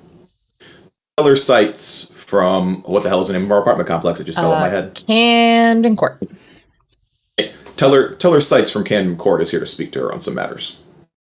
Oh, so what are you, the secretary?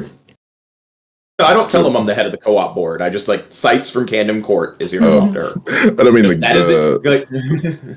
the punk. Oh, you're asking him if he's the secretary? Yeah, he's like, you got an appointment or you got it scheduled in? Like, no. What are you? What's going on there? Look, if I didn't ask and... fuck you. And he turns around and goes inside for a second. And just kind of standing there. You hear the music blast as soon as he opens the door and then muffle again when it swings back closed.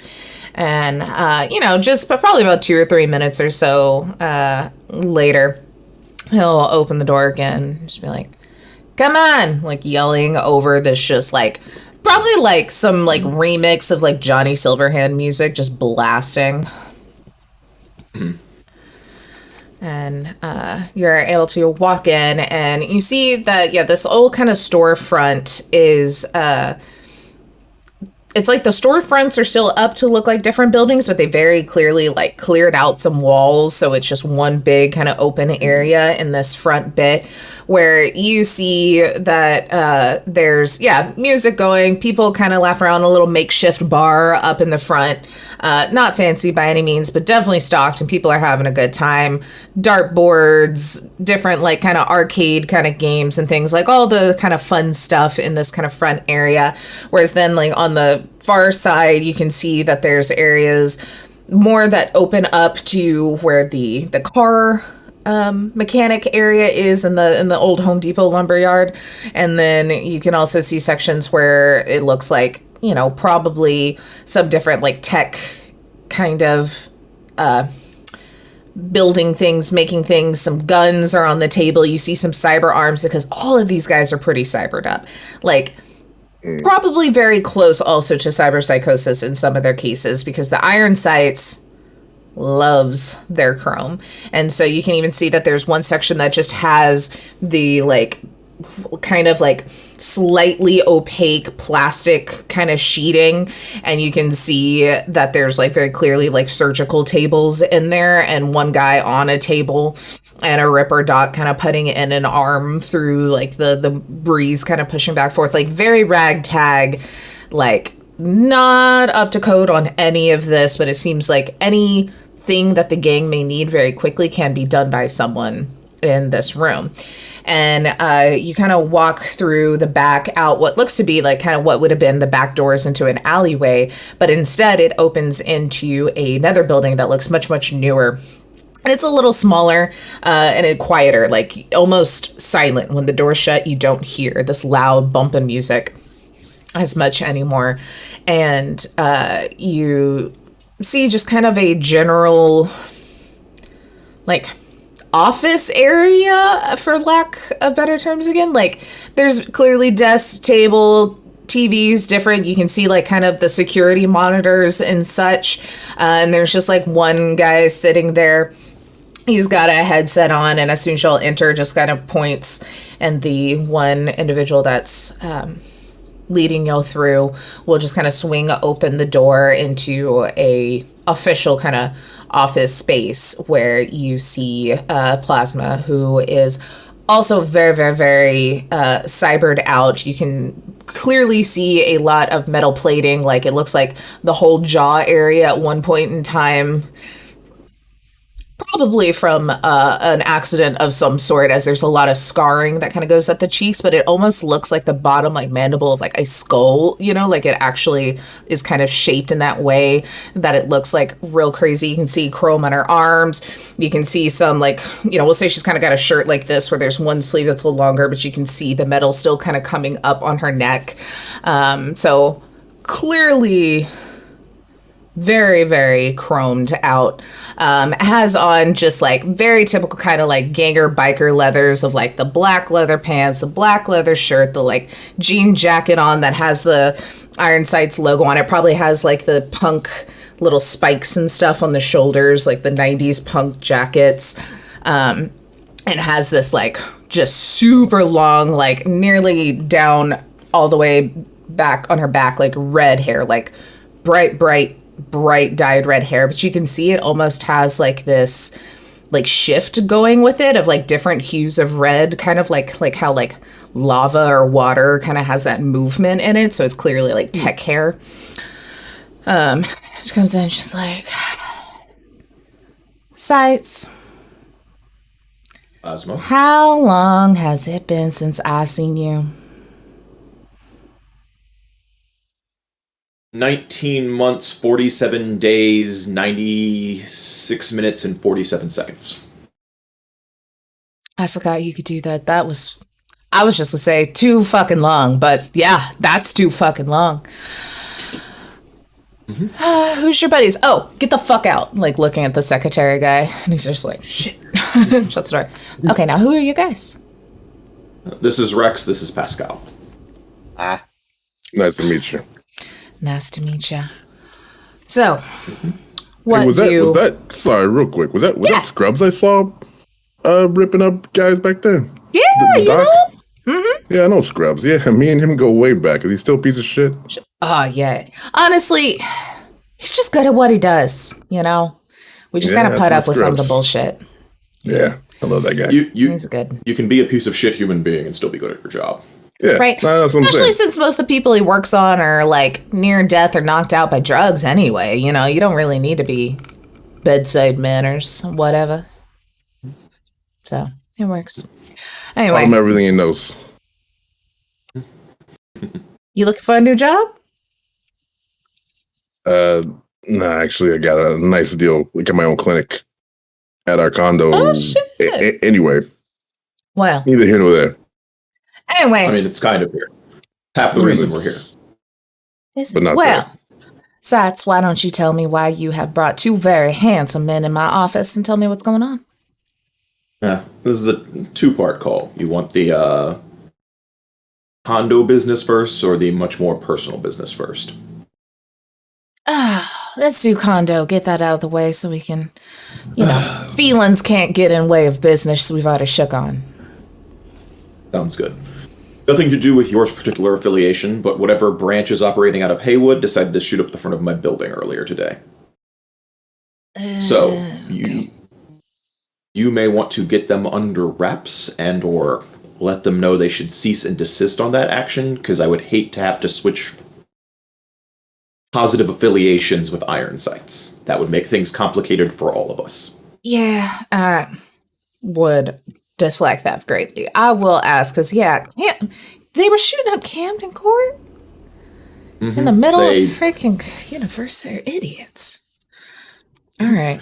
I will actually quite legitimately call our Ajax, our personal building, and have him forward over the footage from the external cameras of them shooting up the building. Gotcha. Yeah, and then send it over. And then push it over to Plasma. Like push. Yeah. Fucking shit. Those are Otto's boys. They're a loose fucking cannon. All right. Honestly, I've been looking for some reason to make their life hell, and this is a good enough one for me. If this is the excuse you need, let me know if you need to acquire services of any of our residents. Sure, they're more than happy to do something about it after someone shoots up the front of the building at possibly discounted rates, depending on who you talk to. They also shot at Steven and Roger. Oh, where they are at? Did they survive? That's what Pascal named the turret. Let's be really clear. Oh, well, ain't that just adorable? Mm-hmm. All right, hold on. Let me make a note here. Otto, piece of shit. All right. Make life hell. Okay. I think I can remember that. All right. Well, easier said than done. Like I said, he's a piece of shit that decided he was going to go up there and cause a ruckus, and I just told him not to cause a ruckus with anything that would bring eyes on us, and guess what he done did? And here you find me in your humble abode. And we's the ruckus. Not right now, but Plasma's well aware of how large how much of a ruckus our particular complex can cause. Yeah. Yep.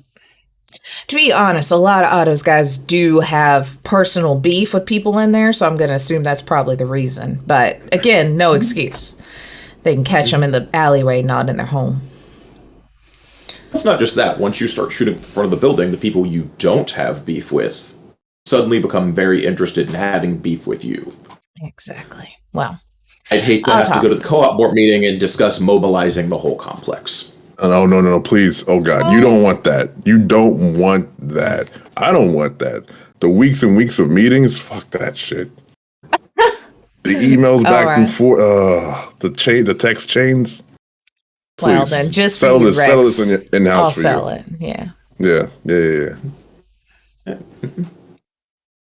If you happen to fall under control of Otto's territory, that would be a damn shame. That's a lot of responsibility. I'm sure I would do great at. Second, and I'll pull up the picture that we got of the other individual. Mm-hmm. This is the more business sense. This particular member of, I believe he's a member of your gang, particularly.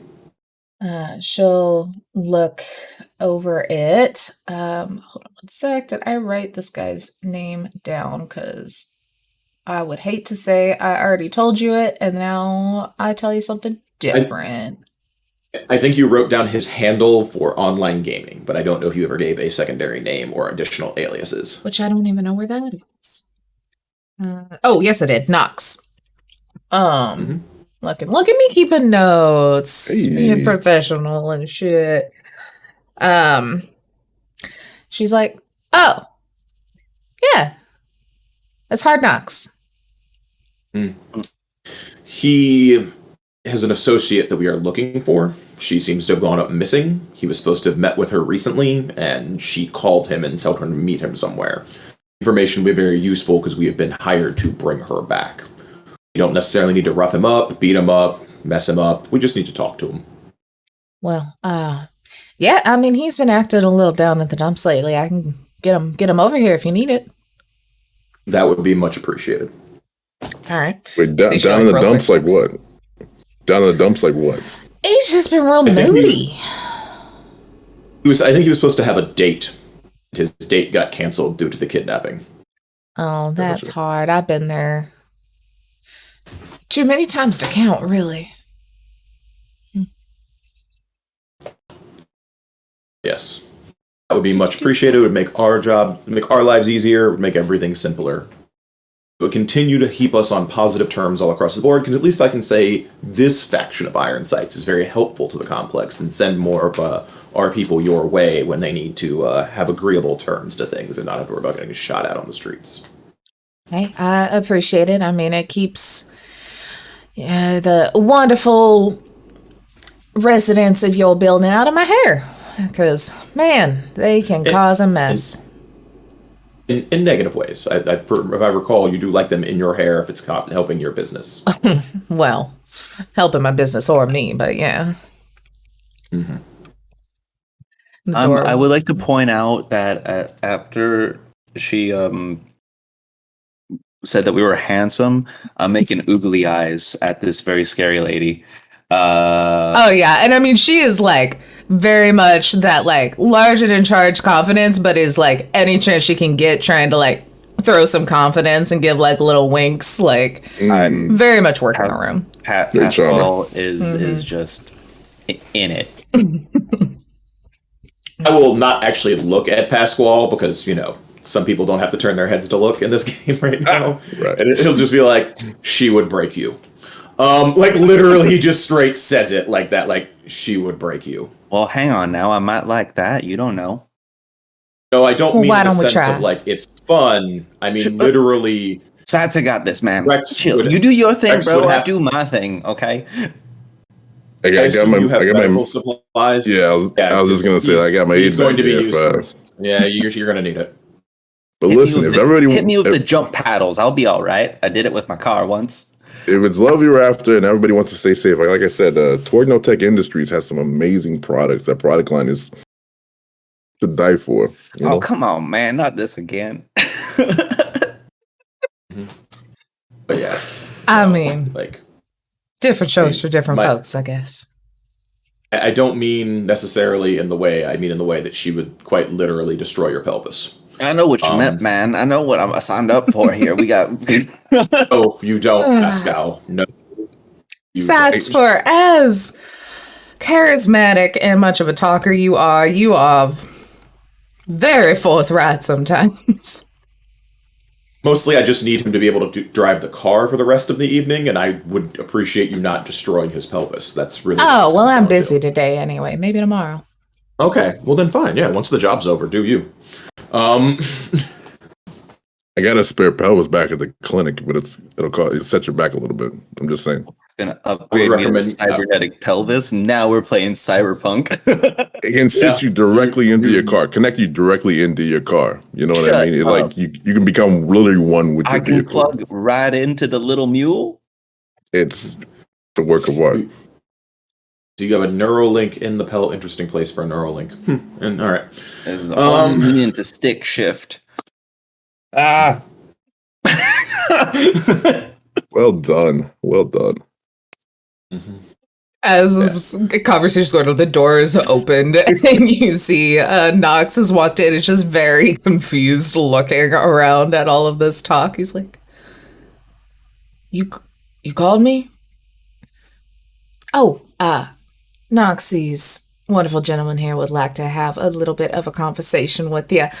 They promised me they're going to rough you up, so I guess I'll just leave y'all my office if you'd like. I feel like it's up to you. He's your member of your association. You don't. I feel like I'm a bit of a distraction around here. And she gives like a little wink at Pasquale. So I'll go make rounds. And she'll get up and like very like has the power heels clicking. So then is like doing the little like very clearly trying to do the like hip sway walking out the door. It shuts behind her. He's just like, who the fuck are you guys? We're looking for an associate of yours. Which one? Thanks. Yeah. Seems you were recently supposed to go on some sort of date. It went horribly wrong. She called you on a disposable cell phone under the table. Yeah, were you there? I have sources. Yeah. We were supposed to hang out, and she called, freaking out, saying someone was coming to get her and to make sure that I could like be at Ascension. And I got there when she told me, and I didn't see her, and I hadn't heard from her since. And I don't know what was going on. I need you to tell me verbatim what she said, as well as the location you went, and anything about that location you can currently remember. Yeah. So, she called me and she was like, really not like freaking out like someone was there, but like real serious about like needing to get out, and that she didn't think she was going to be able to get out in time because someone was coming to get her.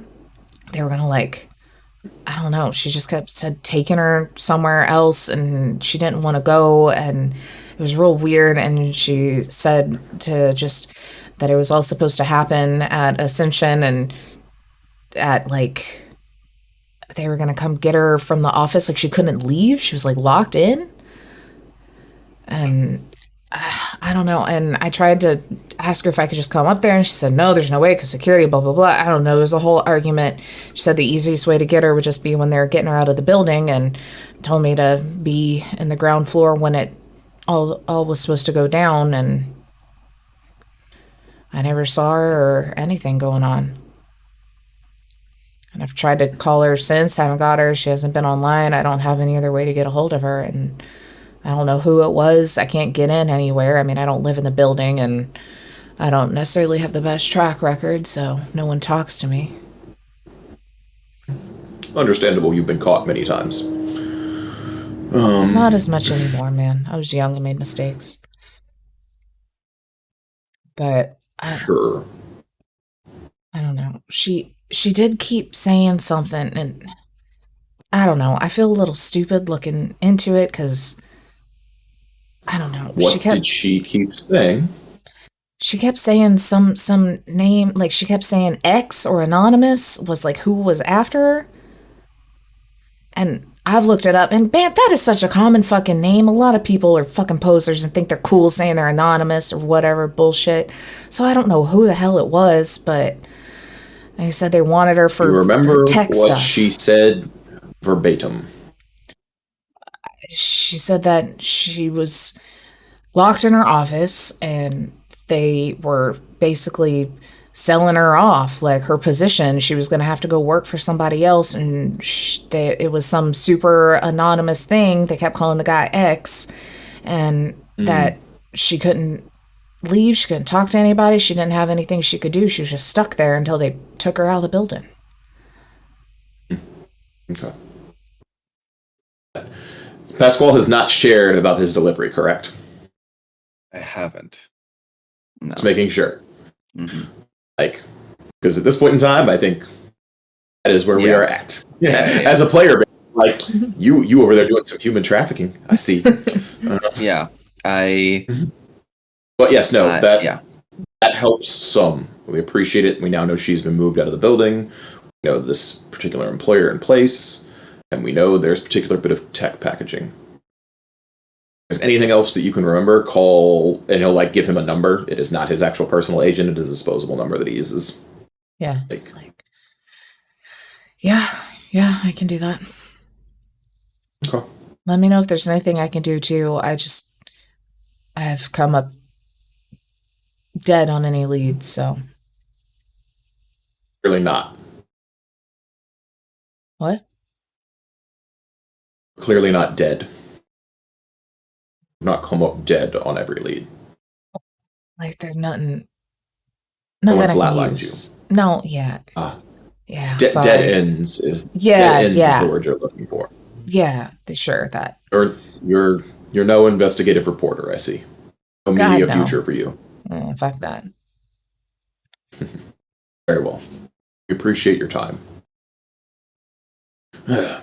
I will also then push Plasma's. Do I have Plasma's agent? Because now it's like feels like I should have Plasma's agent. Just because or maybe not. Maybe Plasma has a new agent, so I should make sure to get that before we leave. Yeah, probably so.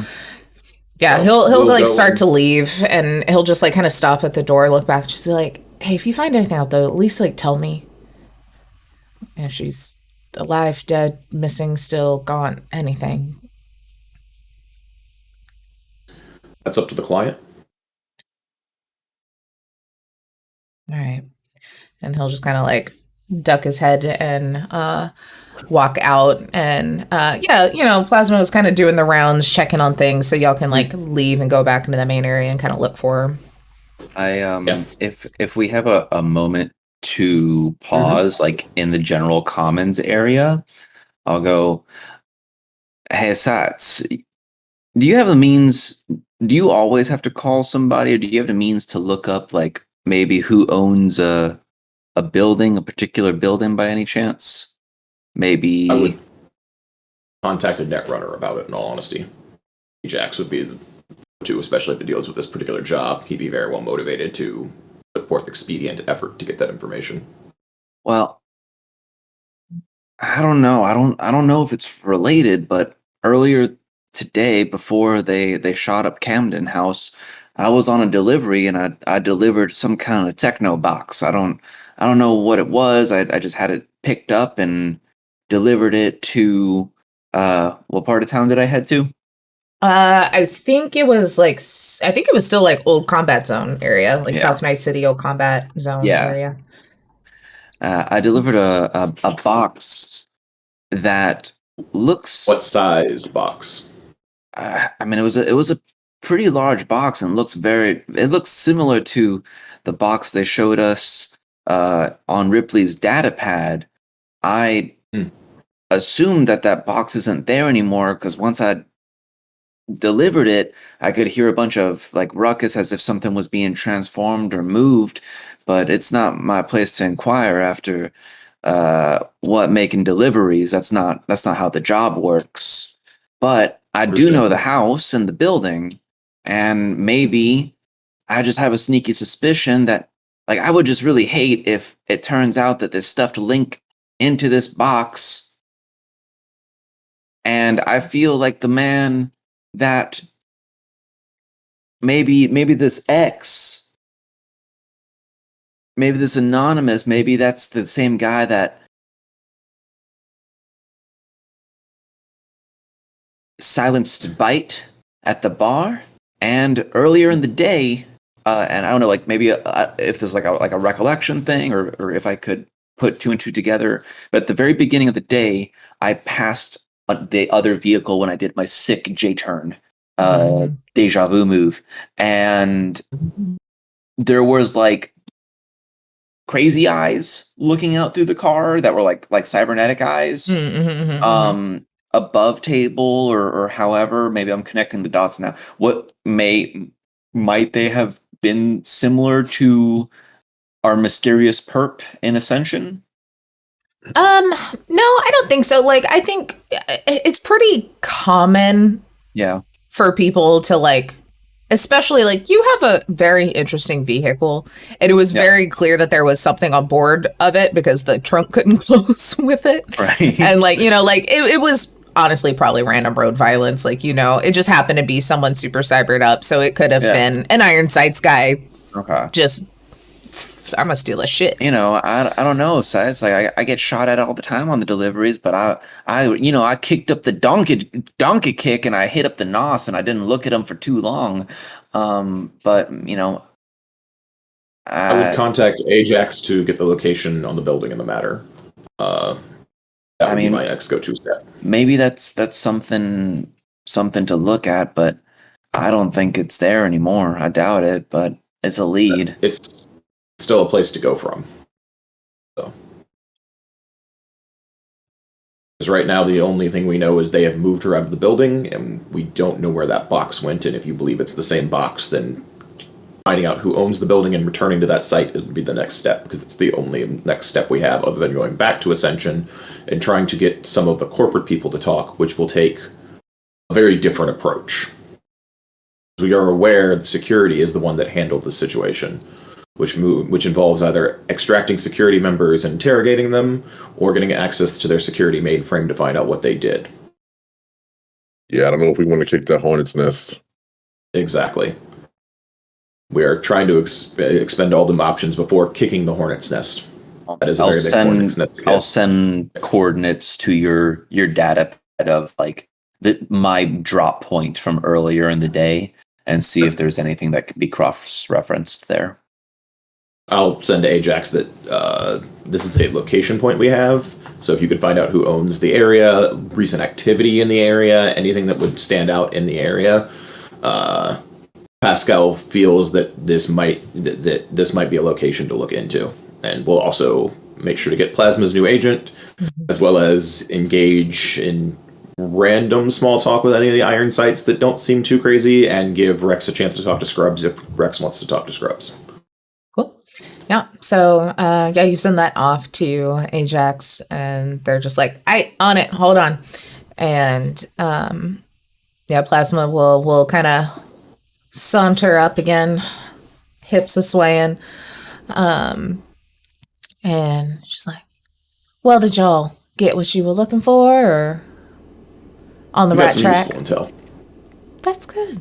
Well, he was more useful than he thought he was. You know, honestly, that's about on par for him. He's very talented youngin'. It's on par for most. They don't understand how little bits of information fit into the larger picture. That's why people like you and me are around. Actual. Well, I'm glad that I could be of service to you, and I hope I can be again, since another little wink at Pascal. I should probably update your contact information, because I currently do not have your most recent agent information. Yeah, that does change frequently. I'm so sorry. Part of the job. And we'll essentially like airdrop, and then like airdrops it to both of y'all as well. And we'll look over to Rex and be like, I heard you talking about some AIs. I do have a guy with quite the hookup, so if you ever look for something new, send your girl a message, and You, I hope to hear from tomorrow. And she does like a little up and down look. Yeah. I think I have just a particular package of a certain kind that needs delivering here tomorrow. It just so happens, yes, your name's at the top of the list for tomorrow's errands. Ah, well, how convenient. I recommend you update your Trauma Team subscription. I'll pull that pelvis out of the freezer. All right, boys, we're gonna have to ice me up, numb me. And she just giggles and she's like, well, y'all enjoy for however long you're sticking around and good luck. And we'll turn around, flipping the hair, and walk back towards her office. You go. I love to watch you walk away. You can see just like an even more pronounced like saunter. Also, Paz, like, so you can run up on that, but you know my AI romantic relationships are problematic. Look, man, Sense is sense, buddy. Sense is sense. I'm just telling you, man. The human connection is real, man. Like you need a. I just don't think you're. I let them argue and get a drink at the bar. Just like, don't even care, man. That warm, tender caress. When's the last time someone stroked your face, Rex? And I'll that warm, tender caress. I'll try to that warm, tender caress of hers is from their actuators overheating. Trust me. You say such terrible things to me, Rex. It breaks my heart. And I'm not saying there's anything wrong with you. A mock tear. No, I'm sad for you. A sense tear. one sad tear. Like, oh, you poor man. little violin. Mm-hmm.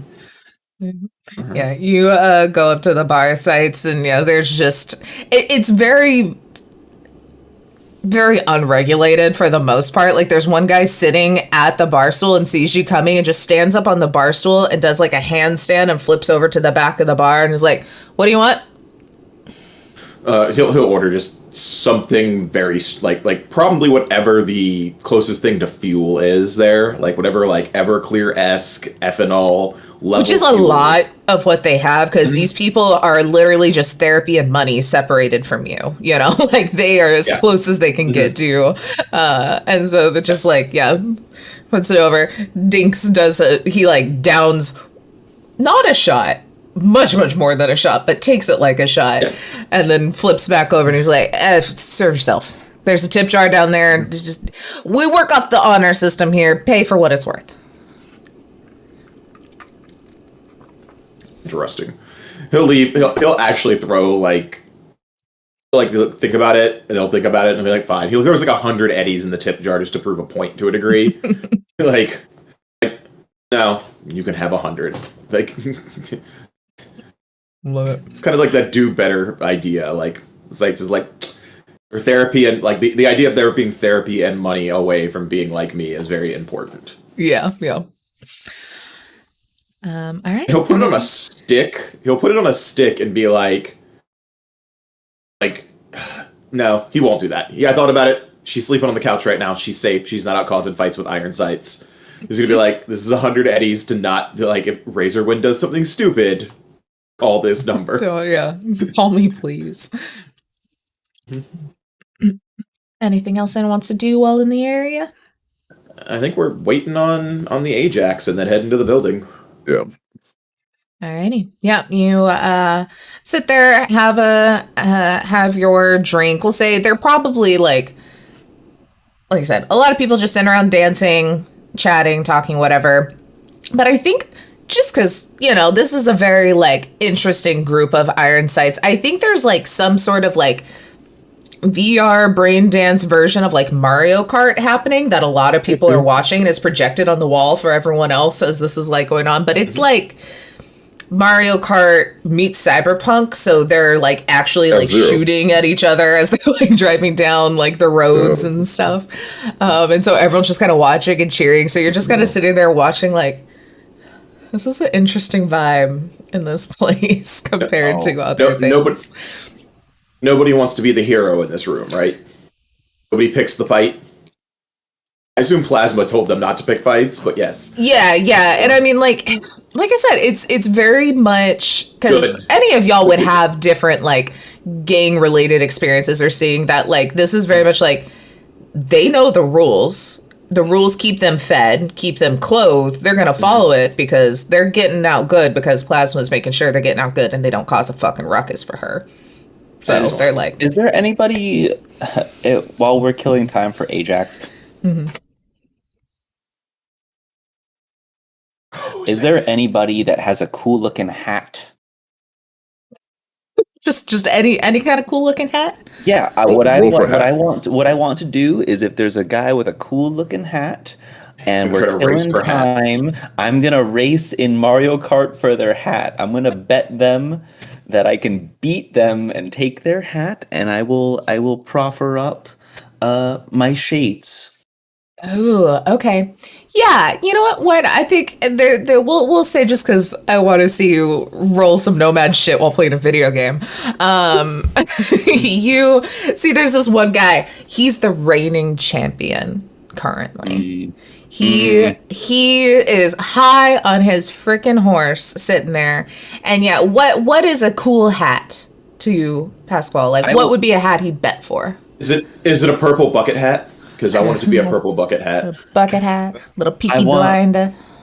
I want. Oh, is there like a Peaky Blinders hat? I mean, it's whatever's cool to you. Yeah, I mean, it totally can be. I kind of want a Peaky Blinders hat now. I'll look. Is it like a bright fluorescent green flame Peaky Blinders hat? Is that what it is? It should be. It should be like. It should be like a Peaky Blinders hat with like electric. Like, you ever seen those like LEDs, like shirts that like respond to sound? Yes. I want that That's hat. cool. I want like a stripe that responds to sound feedback. And I want to race him for it. And I'll go, that's a nice hat he got there. He's got pretty like good at this game here. A toothpick in his tooth. He's very much like dressed in that like very like hipster / like greaser 60s like vibe that the hat then fits, but it's all like neoned out and leather in it. And he just kind of like looks at you like, you want to race for my hat? I think I do, and I'll wager my glasses if you think you're up for it. So I'm going southern again. Fuck. I get your hat. Or you get my hat. If you win. That's right. And I get your glasses. If you win, I will offer you my glasses. Sounds like a fair trade to me. What's wrong, scared? You see a real nomad come in here and you start to get a little nervous. It's all right. I don't want to embarrass you in front of your friends. We got somewhere to go anyway, right? Right, guys? No, I think you're going to need to sit your ass right down. I like the people around here. This is fun. I will 1v1? settle in 1v1, mate.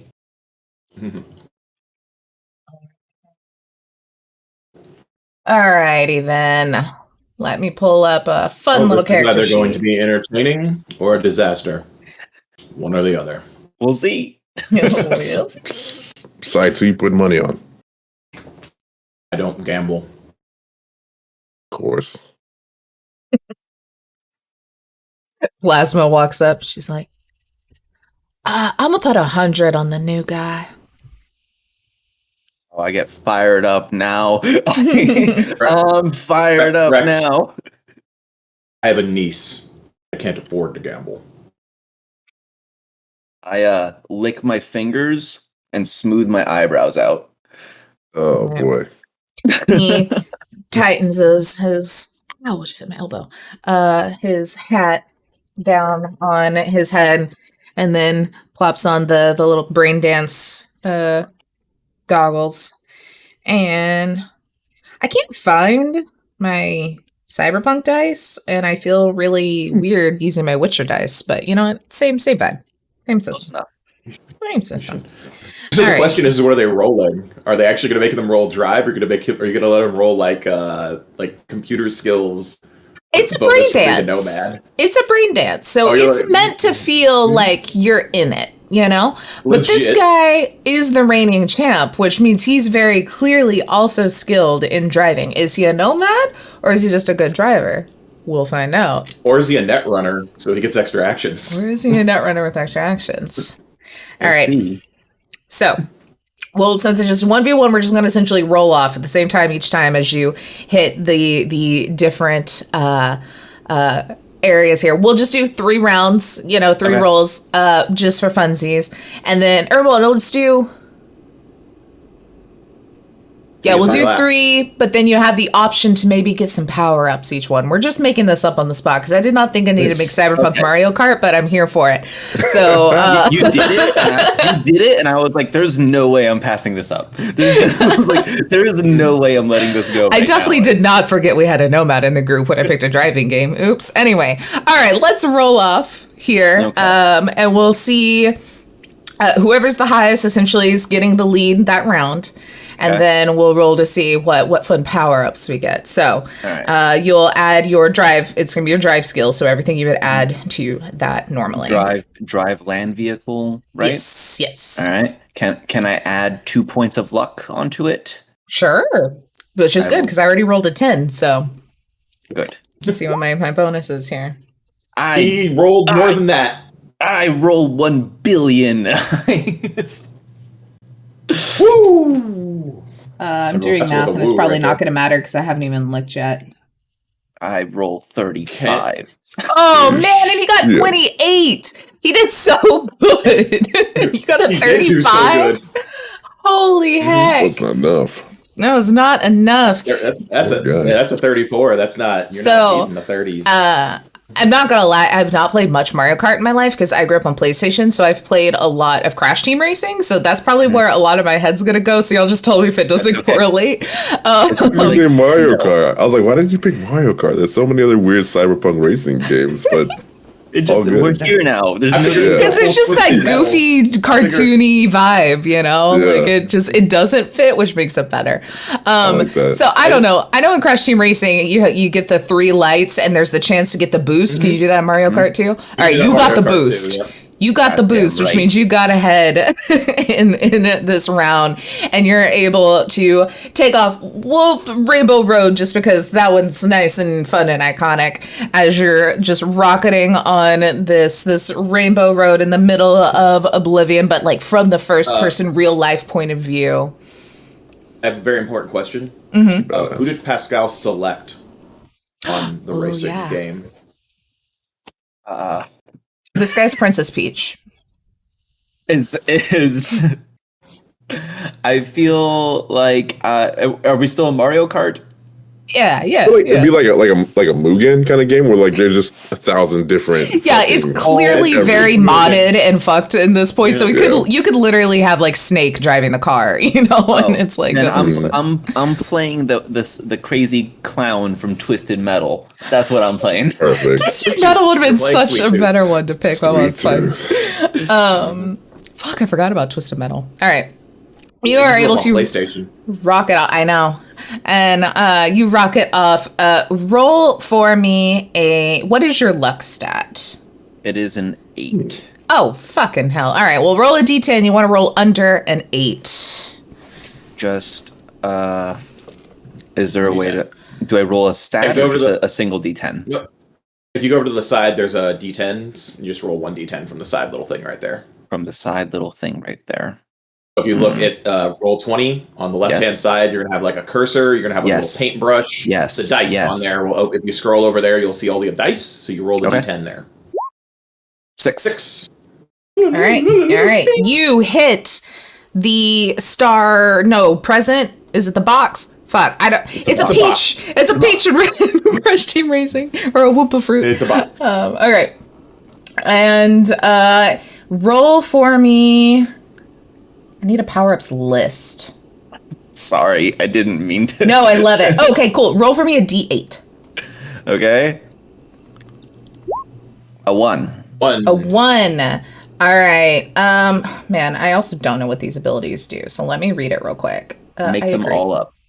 Make them all up. Okay. So you got the coin, which is just speed, right? Good. Yeah, it's a speed boost. Yeah, speed boost. So basically we'll say that gets you like one kind of like half step ahead. So he's now always gonna be half a step behind. So as long as you continue to beat him on everything, sure, you're gonna hit the finish line first. So he's gotta like bump up to you. Though we're gonna roll his luck to see if he gets a fruit. And that's a 1, not a fruit. I'm sorry. Like, I'm mixing up my games. It's fine. It's fine. It can be a fruit and a box. Yeah, it's a fruit and a box. Shit. It's, it's everything. It's a box fruit. Everybody loves box fruit. It's a mushroom. It's whatever. Oh, no. The bullet's bad, right? For you. Doesn't the bullet let him, like, slam into you? The bullet, like, shoots ahead to the front of the line. In, like, the top, like, 3-ish spot. Yeah. It takes out everyone. And if anybody's coming, but there is a warning. There is a warning that it's coming. All right, so basically, you're losing your pace. He's gonna catch up pace with you. Now we're gonna roll. You roll a evasion. He's going to roll like an attack, like he's trying to hit into you since he is now a bullet. Where would evasion be? I think Evasion's it's under fighting. Okay, got it. I'm gonna spend 2 luck points on this. Okay. Oh, jeez, he got a 15. So yeah, he then transforms back into Princess Peach right next to you, and y'all are going. So let's roll another drive and see if we can get that lead. That was cocked as hell. Well, that's not as good for him. I am the best driver. Another critical? What the hell? I roll 33. This is my game now, and this is gonna be my fucking hat. You zoom past him because he only rolled a 15 because he rolled nearly as low as he possibly freaking could without hitting a 1. As you then now fully take the lead and you get into this last phase, like you've essentially made that loop, this last phase. Go ahead and roll another drive as we go into the last one, and then we'll have one more ability that could fuck it all up. We'll see. As he's half around behind you. All right. 24. It's so good because he got 22. Just right behind you still. Enough. You're able to keep going. Roll another luck to see if you get an ability to blast through here. Do you just want me to roll the D8? D10, and you want it below your your luck stat. Okay, got it. 5. All right, and now roll a D8. And now roll a D8. 3. All right. Well, this is really bad for him because he did not get anything that's going to take you out or make him faster, and you got a banana. Oh, nice. Nice. I'm gonna trip him up with my banana. roll like a what's your normal attack? Do you have like a melee or a brawling that's decent? I have a brawling stat. Okay, roll your brawling, and he's gonna evade. I did not evade well. I disrespect him in his home place. I rolled 20. Oh yeah, he did not even get double digits.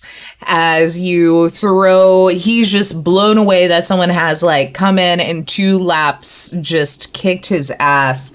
And I feel like it's almost even just like annoyed at this point that it's a little bit of a given as he's just like, fuck. And he hits the banana, spins off into oblivion, rips his headset off, throws it on the ground.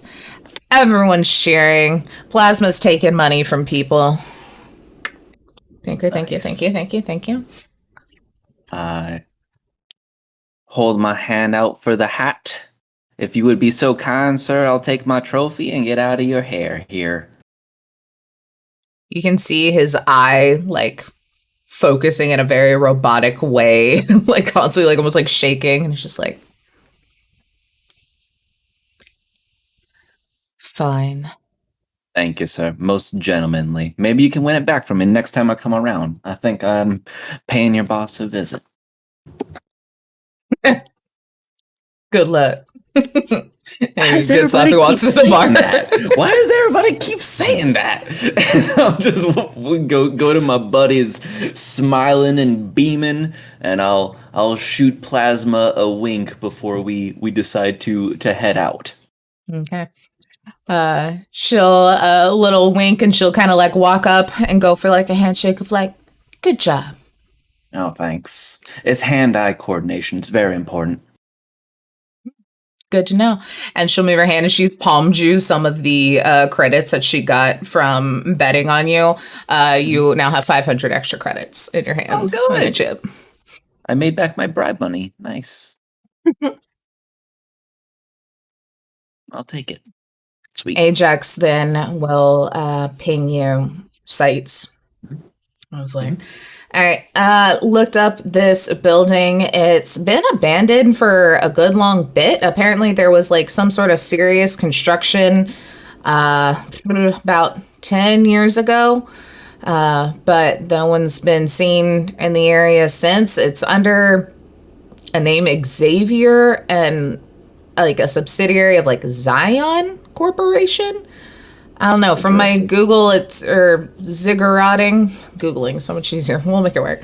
That looks like some Russian company. They do like a bunch of like military grade cybernetics and stuff, but they're like, there's a base in Utah and a base in Russia. So I don't know. Maybe this was a failed experiment. It's something there. Well, if they are there, they got some money, so watch back. Will do. All right. So I filled in the other two are the two, and we head back over there. Alrighty. You'll leave the Iron Sights building.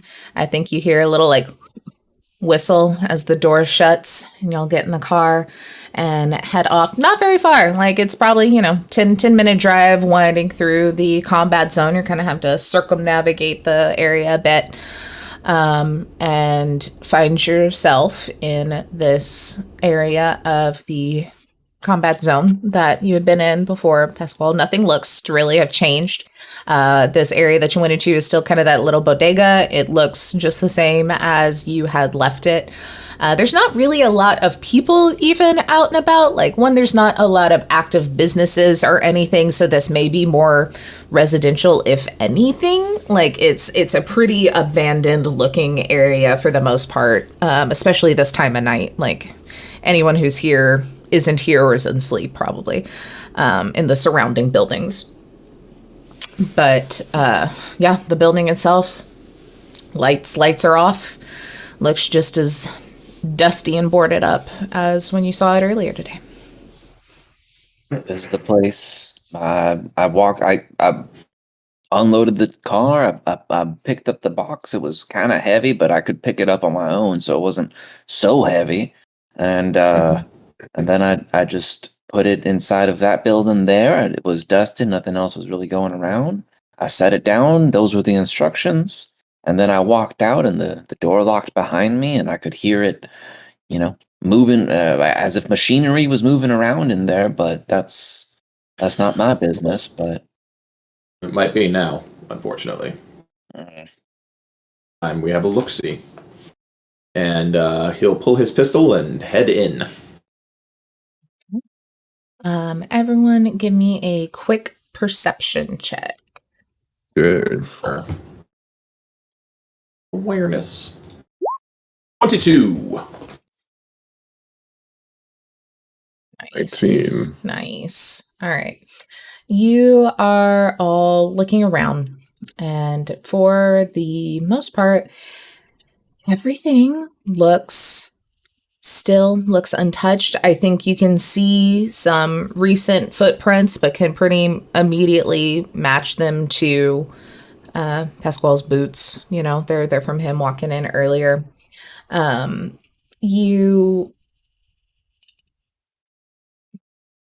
of these are what I want. You look around, there's not much on the shelves. Any sort of things of want have been taken out, stolen. Windows are all broken and boarded up. You see, where cash register and stuff may have been is just completely scrapped for tech.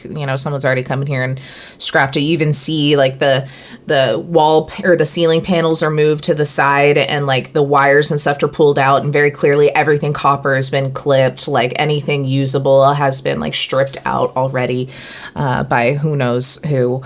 But you walk back into this little back office where you were told to drop off the box. This time the door is unlocked and opened, and you creak it open, and the office looks the exact same, except that screen that was on the wall that had the X on it and telling you where to drop the package is not there. I convey that, where I dropped it and the spot that marks the spot. Yeah. And I think with that and your high perception sights and your just tech know-how, you kind of look around with that in mind, and you can kind of see that the flooring and the walls in here are definitely different than the rest of the building. They look a little hardier, a little newer, and you can kind of see what seems to be like seams in the wall that, there's lots of old papers and bulletin boards and things up that kind of cover it, but it looks like there's kind of like the seam in the wall that would have been about the place where that screen was. And you can tell the tiles on the floor have like kind of seams between them. They're not grouted. Okay. At that point in time, one of my hands is going to split open, and a tech tool is going to come out, and I'm going to start like inspecting and scanning and looking at the area. Okay. It's clear the whole room doesn't switch around, but clearly parts of the room move in and out. Okay. Yeah, go ahead and do. I never know what tech is best. I'm between basic tech and just electronic security, but it's kind of not really. Like, it probably is security, but it's not like a security system. So I'm thinking more just like basic tech of just how these things move. Okay. Do I get a bonus for the device? Because it depends on what situational bonus, but it's not like one of those like written situations. Oh, like your tech tool and stuff. Yeah, I'll give you a plus one for it. Sounds good. 24. Nice. All right. You want to look at the floor or the wall first? We'll look at the wall first. Okay. You kind of go through this, and with the 24, thankfully, as you are kind of pulling at this seam and getting your tools in there, and really like with the surgical precision trying to get this off the wall, you start to pull it, and you do notice that there's like a little lever that is clearly like a don't tamper with this alarm that you're able to catch before pulling the thing off, and kind of disable that in a proper way that you're able to then pull this panel. And as you kind of pull this panel, there is a screen that is adhered to the other side. It does look like it can kind of like rotate around like this. And as you kind of like pull and look, you do see like the guts of a lot more electronics, obviously like video cables and all those things that you need, but also a lot of heavier pieces of kind of wires and machinery that does hint to other things in this room, Sure. I will probably try to splice right from there using electronic security, because it's a better place to splice from than on the ground. Okay. So you want me to go ahead and roll electronic security for that? Do I get the same bonus for the item or no? Yeah, that's fine. And just now that you kind of know about it. Oh, no. Oh, no. So I only got a 14 that time. Okay. And so what was just your general goal, like just get rid of the security or like get into the system? Just being able to splice into the system from that location. Okay. If I can't like rig it in to splice into the system from there, then I'll move to the floor. I can totally fail splicing at a 14 if that is not. Yeah. And I mean, it definitely, because this is very clearly very advanced, like someone who knows what they're doing kind of put this all together, and even in a way that it's like the theatrics of it of being very concealed, like someone put some thought and work into this. So as you're like trying to kind of like get some sort of action with it, it's just you're not getting the cables, the tools you're needing here. Yeah, that's totally fine. I let everybody know that I cannot splice into the system from this node, and that we're just going to try to open up the floorboard at that point in time. Because we do know, we're fairly sure the floor opens, but I wanted to have a better layout of what we would be dealing with before I opened the floor. So I will move to opening the floor. Is that another basic tech? Yep. And you still have that +1. 21. Nice. Okay. So, you similar thing, kind of start going through with this panel here, and you see as you're kind of taking apart, looking for the same like security pull cords and such, you can see that there is some sort of like pressure plate kind of system that was involved in this like central plate. And as you're kind of like pulling this up, you notice that one of the cables going off of it doesn't, like, it very clearly goes somewhere else. It doesn't go to the TV. It doesn't match with anything. And you're like, this is interesting. And you like kind of cut that cable, rewire whatever technical things. I don't know how stuff works, but you know that this is the thing, which essentially activate some sort of latch in the floor below y'all as you see that the plate, so you're on this like central one that had kind of the pressure plate kind of system to it. You see that the one to the side dips down, and then inside of the wall, inside of the floor, more of these panels dip down, making almost a staircase as this one panel that you were holding kind of shoots straight down. Like you start holding the panel, but it looks like that pressure plate has some sort of kind of like dummy waiter type of thing that moves down. Sounds good. All right. I look at the staircase going down, and I'm like, looks like we're going down, gentlemen. I cock my boomstick, the shotgun, and had a call. But that was some right there. Cool. A shotgun. Alrighty. Sights will take out his assault rifle, holster his pistol, and then instead of taking, because you said this like goes down like a staircase, so instead of taking the stairs, he literally clamps to the side of the wall and starts to nightmare fuel.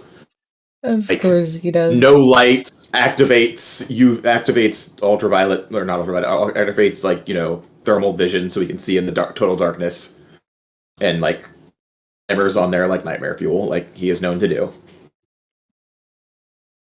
Love it. Yeah, moving down with my assault rifle. Alrighty. Ready for whatever. Are we like trying to be stealthy, or we wanting to roll stealth, or are y'all just kind of like? I'm definitely down for rolling some stealth for sure. Stealth, yeah, I like that too. I don't anticipate us running into anything, but you never 20. know. Where's stealth? I'm sorry. Under body. Thank you. Not a problem. I got a decent stealth. I rolled the crappiest stealth, weirdly enough. We all rolled really good on stealth, and 20 is a good stealth roll to start with, let's be clear. Apparently we're ninjas in the night. Sneaky. Alrighty, so y'all start going down this oops. Sorry, I'm fighting roll 20 at the same time as trying to talk. Y'all are heading down the staircase here, and it kind of does a slight like twist as you're kind of going along, and it seems like these ones that fell probably only go a little bit, and then it's like actual set in normally always their steps. And even after a little bit, which we'll say because you've kind of disabled so many things, you hear the click that would re-engage them closing, but it doesn't quite yet, as you've kind of like gone and messed with the guts of it all. So it seems like it's is a movable way, and there are some lights that kind of run around this. And as you're sneaking your way down, it's very quiet. You do start to hear, though, kind of like the occasional noise of machinery. And not like heavy, loud machinery, but like a screwdriver or a drill, like here or there. Like that kind of machinery where it's like handheld, smaller, maybe some sort of things kind of like clicking and moving. Like it doesn't sound large, and you don't hear people really, but you do hear this noise. As you then find yourself at a door that's kind of cracked open at the bottom of this staircase. Who wants to peek through? I will signal Pascal to open the door because he has the shotgun, which will cover the largest amount of space in it. And then I will scutter across the ceiling to enter the room. It's a nightmare. So scary. Like it. Medics cover all your angle. Medics go last. I'm down for it. Medics do go last. Medics you go are last. You can keep the two of us alive. And I am happy to go in there with my shotgun first. Okay. Yeah. So you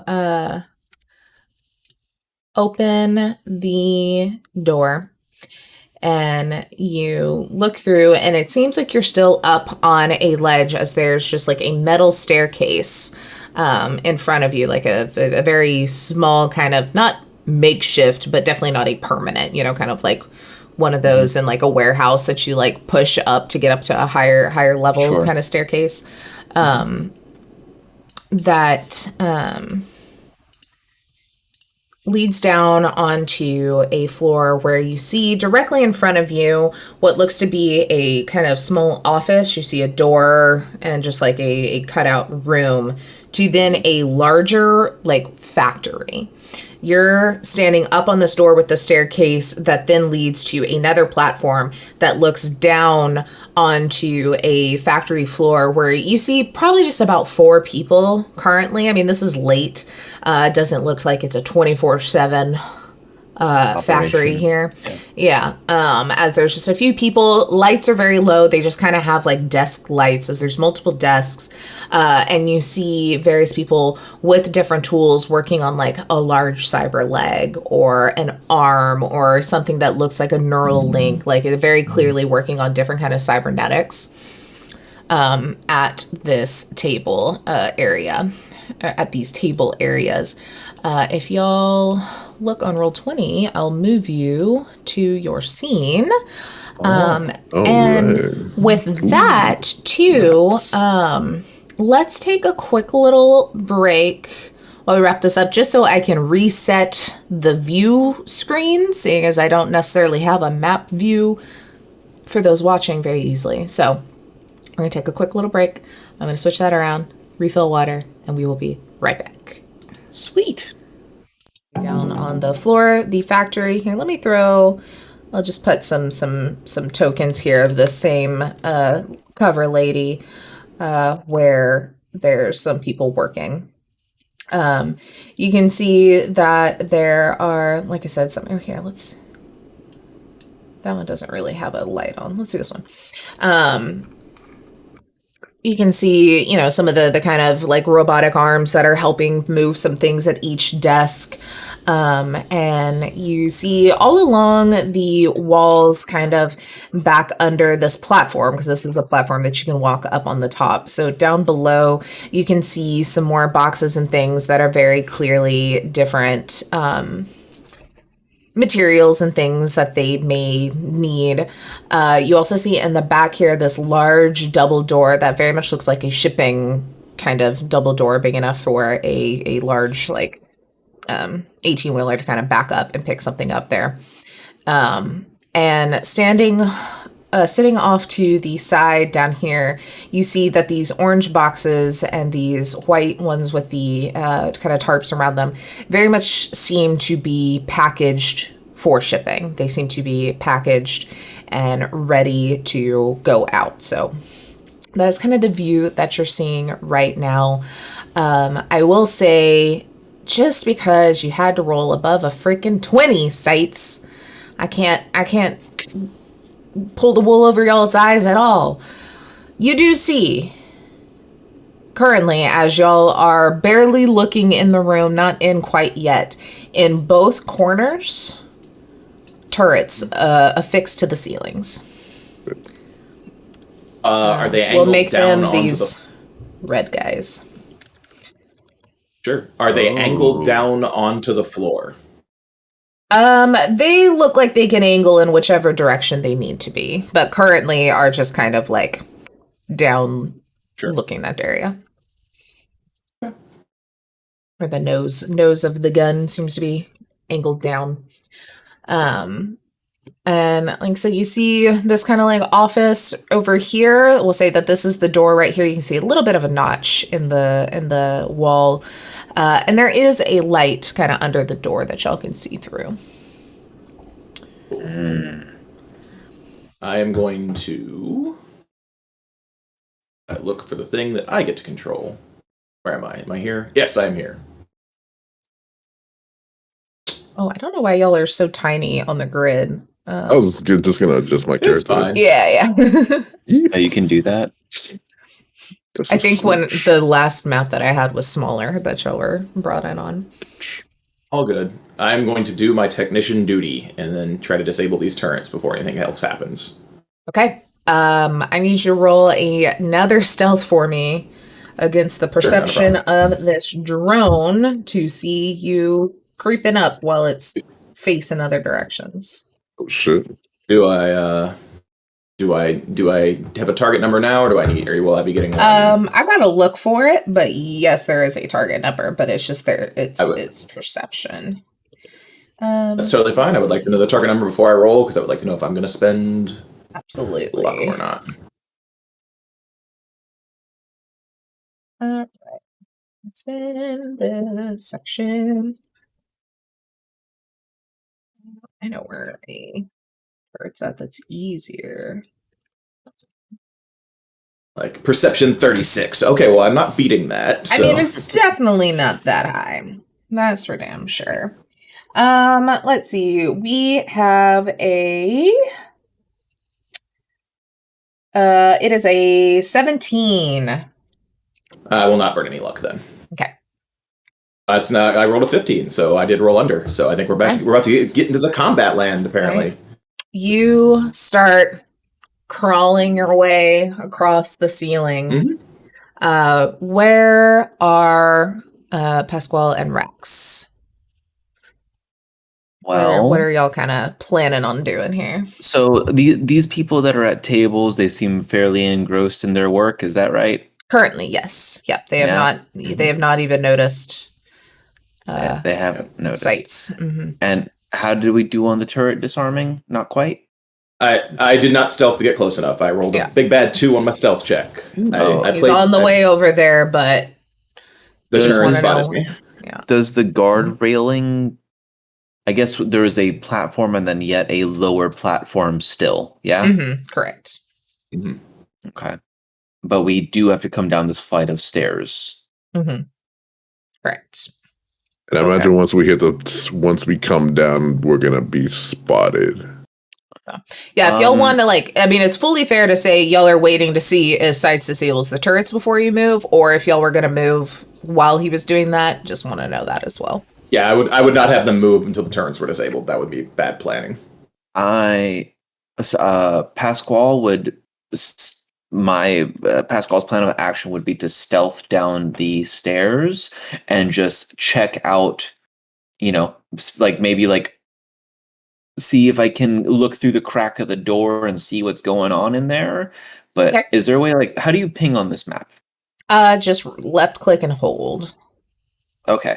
So I feel like we would come down to to kind of take a crack at the door, still stealthed. Okay. And then if it was agreeable, Pasquale would try to head more towards here.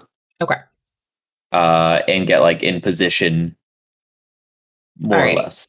So I'll say you get up to about the door area as Sights is creeping his way along. When Sights, you're looking at this turret and see it immediately click up and click over and start to unload. Happens. But we're gonna roll initiative because you were expecting it. I'm not gonna let it get a jump on you. I'm looking right at it. Like, I'm looking right at it. It just Like, this is not a looks over at you, it's surprise. like, hey. Hey, brr. It happens. That's what turrets do best. I mean, I'm not mad at my 15 initiative, though. Hey, there you go. Initiative, big old initiative, red button. Oh, okay. Nice. 18. Ooh, yeah. I have to pull up my. Not nice. I don't know what I'm doing. Okay. You're very fast, is what you're doing. Okay. You're probably holding, is what you're doing, because you're the medic. Okay. So Initiative is under Good, what tell me stat?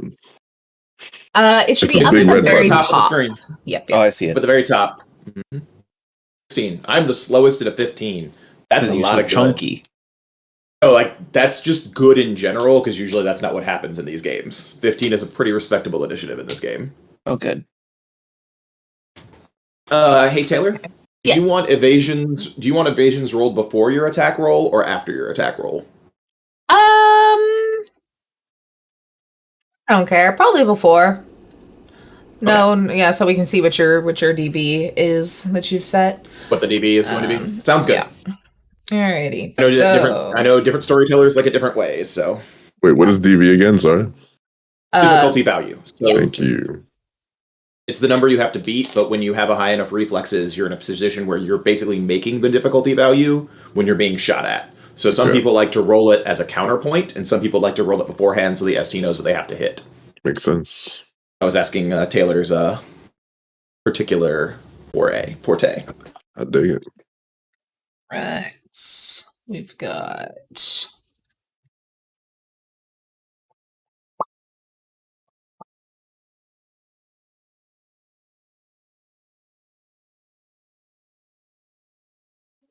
Get to be in a firefight while I'm hanging upside down from a ceiling. I feel like my Can character you, has can you done this imagine before. you just turn to cheese by these turrets just immediately?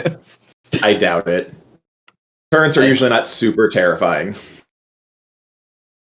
I hope It's going to be not. terrifying for the people under us because there's just going to be brass falling down on them. Like that would, Oh shit. like if I'm at a workstation and hot brass started raining from the ceiling, I'd be like, "What is happening to me right now?" Can you drop down on one of them like the character did to that other character that everybody loves in the movie that people really like in the Cyberpunk movie? When what's her face got squashed. I'm not going to Rebecca someone. Here. Oh, when Rebecca gets. I'm not That's the going to Rebecca characters. somebody. Thank you. Yeah, Yeah. That sucks. we're having a moment here. That's Smash. Rebecca was best girl, so Best girl. Rip. Alright. yep. You know what I don't understand? I have this set of Witcher dice, and like they're super cool. Like the D10s and the D6s, each on the highest, have like different Witcher house emblems. So there's like the wolf, the bear, the cobra, like they're all on there. And like same with the tins, but one of them I have is a percentile dice. You don't use percentiles in Witcher. Weird. Yeah. Anywhere? 'Cause- no. I don't think, unless it's a weird magic thing, but I can't think of a single time I've ever used a percentile. All right, let's But- do this. Let's do this. It's going to start with the turret. That is going to, Wait. the first one's going to shoot over at sites that it looked at. Makes complete sense. Why did I to just me. move away from the fucking turret page without saving my spot? Oh, I do not know. I do not have an Dang it. answer to that question for Yeah, you. dang it. I always do this to myself. 21 is your target number. I need that I 22. doubt it can beat that with the 3 I rolled on the die. Nice. I mean, if it has a base 19, Oh, here it is.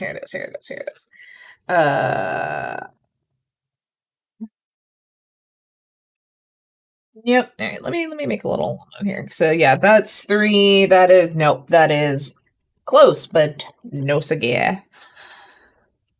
Okay. Then the other one. Might notice, what was your stealth? Actually, can you roll another stealth for me real quick, Jojo? As you're scooting here against the actual turrets themselves. It was a 17 was their passive perception for... You need that big bad 18. Okay, another stealth. That's under body, I think. Yeah. Okay, so this other one is also going to shoot at sights. So sights need an evasion. 24. All right. Oh, that's better, but that's only a 21. So you dodge this one as well as some just like brrr pops off. Seems to be an assault rifle. Y'all would all know, you are all solos, that these are some heavy assault rifle turrets. That then brings us to Rex. Right. My first combat turn in Cyberpunk Red. So then, can I shoot a turret at that range? Yeah. So, and will it do anything? When you roll to shoot, it'll tell you kind of the range and what you have. What is your weapon? Here, we're actually assault rifle. Assault rifle. Oh, then also, you're in the sweet spot. Before we get into this, because we all have threat levels in solo, we should probably cover making sure our solo points are places. Something we did not cover. That is true. So how many, depending on how many points you put in solo, if you look in your roll section, it'll show you how many points you have to like use to allocate. And so you can put some of those, if you have at least 4, 10 out of 10 recommend fumble recovery, so you never have to deal with a fumble. But if not, you can add some to precision attack or something like that to give you more damage or better hit, kind of wherever that feels fit. And the character sheet and the roller should allocate that when you go to actually do things. Yeah, given my role, I was going to go fumble recovery, but I'm not going to go fumble recovery. So yeah, it's in the roll section next to solo. All right. Given what's going on, I put all my points into damage deflection. Everybody's going to get to see real quick. Where's... So if you hit edit, I think it maybe shows you... Yeah, so you've got 2 total points. You currently have... You have them currently in damage deflection, which is totally fine. Just remember, when I hit you, you take 1 less damage. If you would like to move that instead to precision attack to get a +1 or spot weakness to get a +1 of damage, you can do that as well. But that's where those are currently. I'm just gonna nod my head and smile knowingly. Do you want bonuses to attack or bonuses to damage reduction? Those are the 2 things you can do. Bonuses to damage reduction. Okay, then they are set there. Yep. So is this a different stat from initiative reaction and threat detection? Same area. So you would use your points on that or the damage deflection. Okay. No, I'm good. I have them on threat detection and initiative reaction. Cool. Nice. Which you can also too, if you ever at any point in time have an action that you don't necessarily want to shoot or do something, you can move those around. As a solo, it just takes an action to move them around. So if you're like, all right, well, we've already rolled initiative. Whenever I don't feel like shooting, I can take an action to be like, whew, let's focus. You know? Okay. Yeah, it is the most malleable malleable role in the game. Yep. It's very powerful. Oh, I see.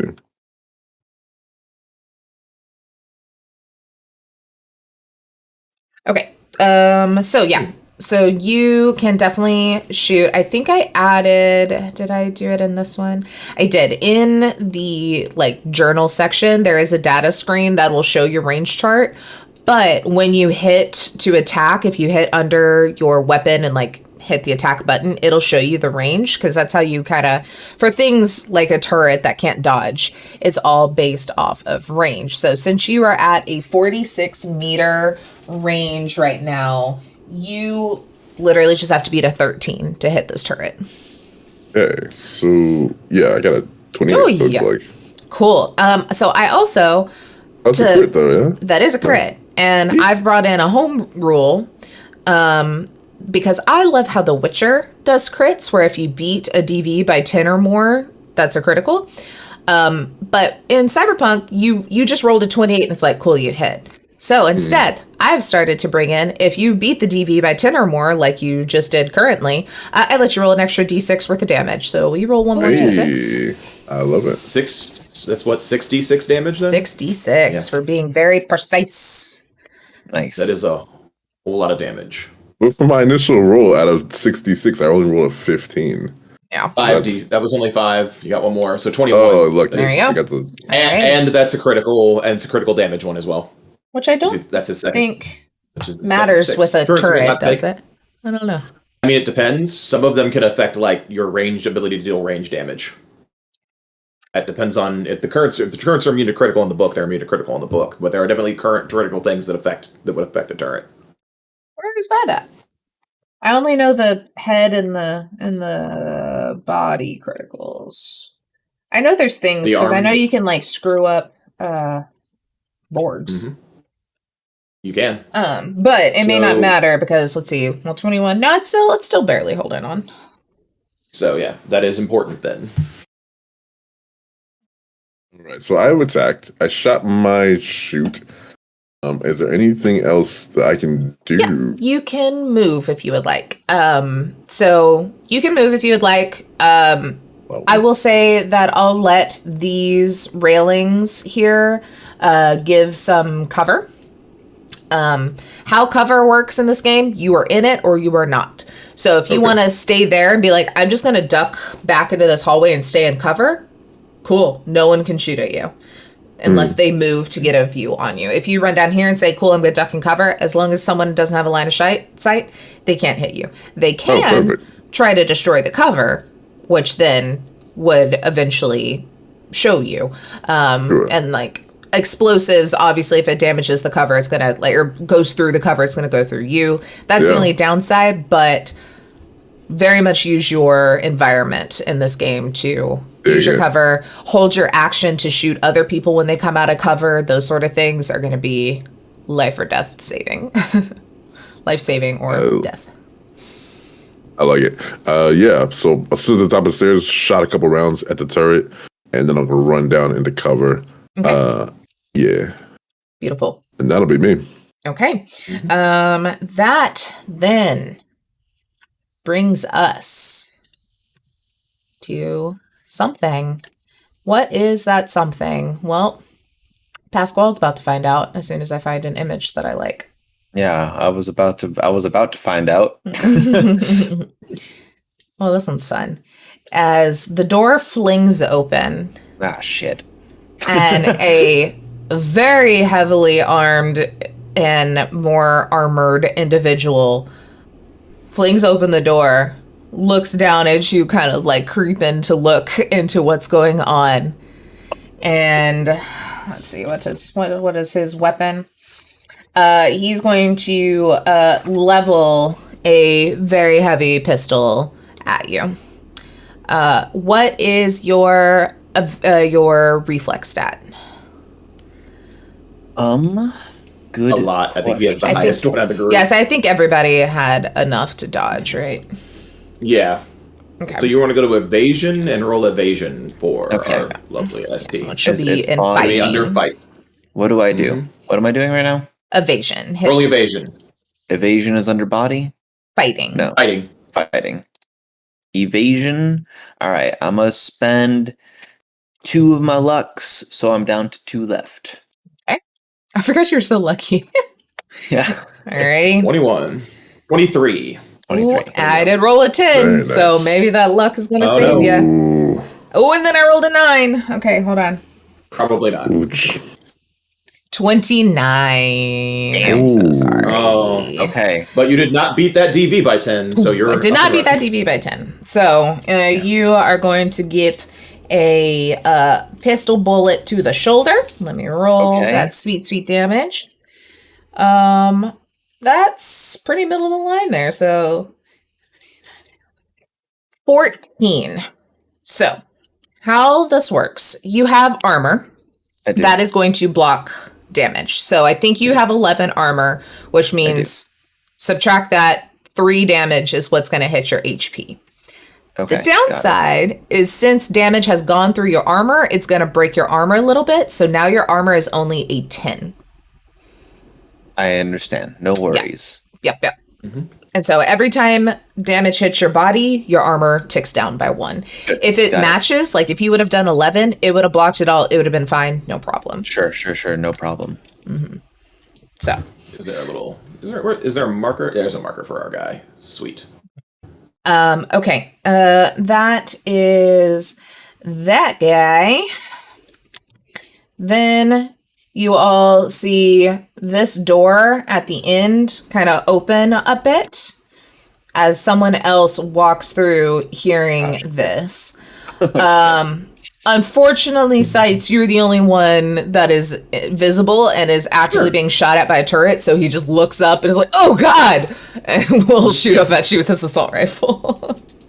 That's fair. That makes complete sense. 21. Alright. Not as high this time. A 19. So close, but misses. As you see a spray of assault rifle bullets come up from him, and he looks terrified. That then brings us to Pasquale. It's to me. He shot me in the shoulder. Yep. I bliggity blast him with my boomstick. I just that hurt. Don't lie. Alrighty. Mm-hmm. Do I just so roll my shotgun? Yep. If on shotgun, I think it should say just like attack or something there. Yeah. You can click that. He does not have any ability to dodge, so that is going to hit because you just had to beat a 13. And while he is a little heavier armored, he does not look as armored as you. So, good. As ouch, oof, this roll that 5d hits 16 him. Damage. Yup, 16. We got no 6s in there. Well, no, that's roll that extra 6. Roll that extra d6 because his DC was he rolled a 24 and his DC and the DP was 13. Yep. Yeah, you get one extra one. Nice. And extra roll that D6. extra d6. Yep. Twofer. Just because I'm nice. All right. You are nice. I blast him. Mm-hmm. Is it one shotgun blast per round for me? Yes it is. You do have the option to move if you would like, or if you want to stay totally fine. There is no like attack of opportunity or anything, so you're able to move freely. And you can move as many squares as your move stat. And my move stat is where? Up at the very, very top of the like main stats at the very top of the character sheet. Very top of the character sheet. I say initiative, HP. Mm-hmm. It should be there where it has like dex, ref, body, movement, luck. 6. Okay, got it. Okay. All right. So yeah, so you can move up to 6 squares. And you have your escape feat, so you can actually move 2 more than that, I think, right? Yeah, I have. I click my heelies. And it's 1, 2, 3, 4, 5, 6. So when he opens the door, can I see anything going on? And like, the door opens and you can just kind of see a straight shot. You don't see a lot of the left or right side of the room, but you can see that there's like a little table with like some snacks and some water. Like it looks like a little break room, but then there's like kind of an office desk down the end, and you can see some screens up on the wall. In just a quick glance, you don't catch anything that you can read. It's all in Russian. Oh, good. Okay, great. I think I will just take a sensible 1, 2, 3, 4. I'll get to like here. I think this is the whole railing cover. Yes. Yeah. Okay. I think I can get to 1, 2, 3, 4, 5, 6, 7, 8. I feel like I can get to I'm gonna get to 4 steps down, just enough for him to have to come and follow me into the corner to here. Nice. Okay. I am gonna kind of draw a little line, that didn't work right. For some reason, there's I think there's supposed to be 3 floors, but then there's no stairs to get down. I didn't see that when my map was smaller. So where I'm drawing that's all actually 1 level. So you can go from this level down to the stairs, if that makes sense. It's like a landing kind of thing. Yeah. It was like how it was drawn. It looks like there's probably another level actually supposed to be under there, but we ain't doing that. No worries. Yeah, I'll move into like this space here. All right, so you click your Heelys and you rush yourself around the corner of this office on the landing. And that then brings us to sights. What's the ranges on heavy pistol roll again real quick? Let's see. So 0 to 6 is 13, 7 to 12 is 15. Okay. Sure. Sounds good. I'm going to split my move. Okay. So I'm going to move my first... by the way, I assume falling counts as a movement step? Yeah. Makes it easy. Okay. 1, 2, 3. And this is the turret that Homeboy already shot, correct? Yep. All right. 4, 5. All right, I have 2 more move left after that. That should put me in 6. That does put me to 6. I will shoot with my heavy pistol. Okay. Because I get 2 shots with that rather than 1. And...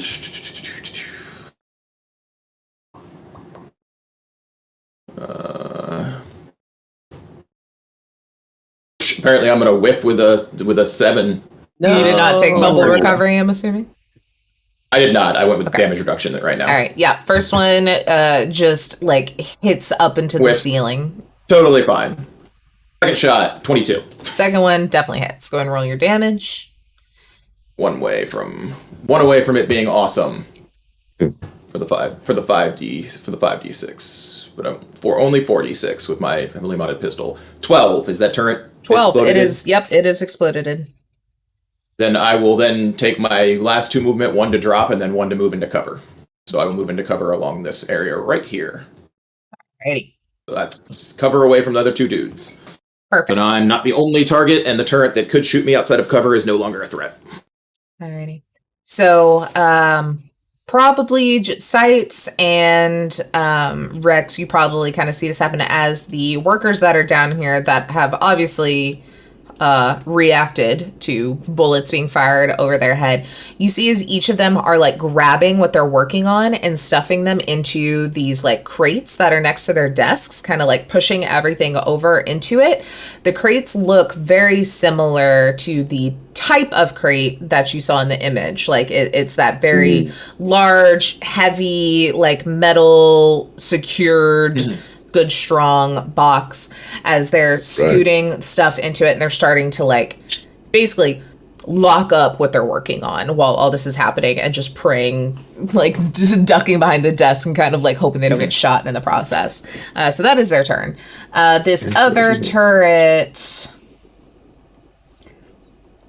I guess can't really, because Pasquale, you were in cover too, right? Or were you just covering from this guy?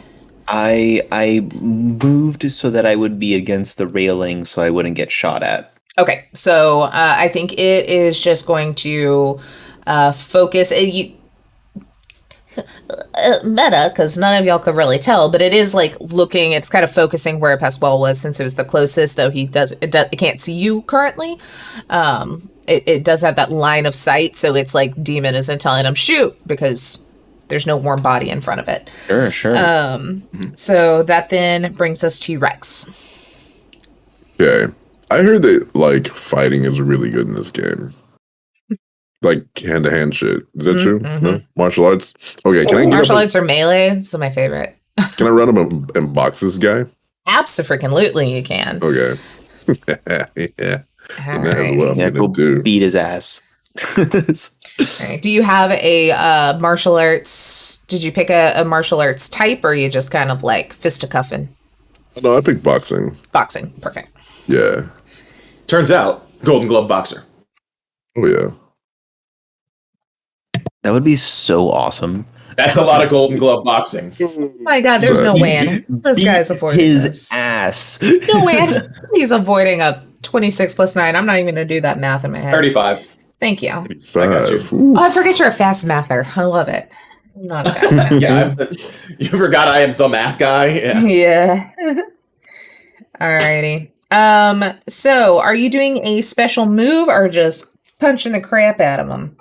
So I run in while he's kind of looking at Pasquale, go around the corner, and I kind of throw a quick. I'm a left-handed fighter, so I kind of go a quick feint with my left, and then throw a right hook right into his jaw. What is your body stat? Let's see, body, yada. 8.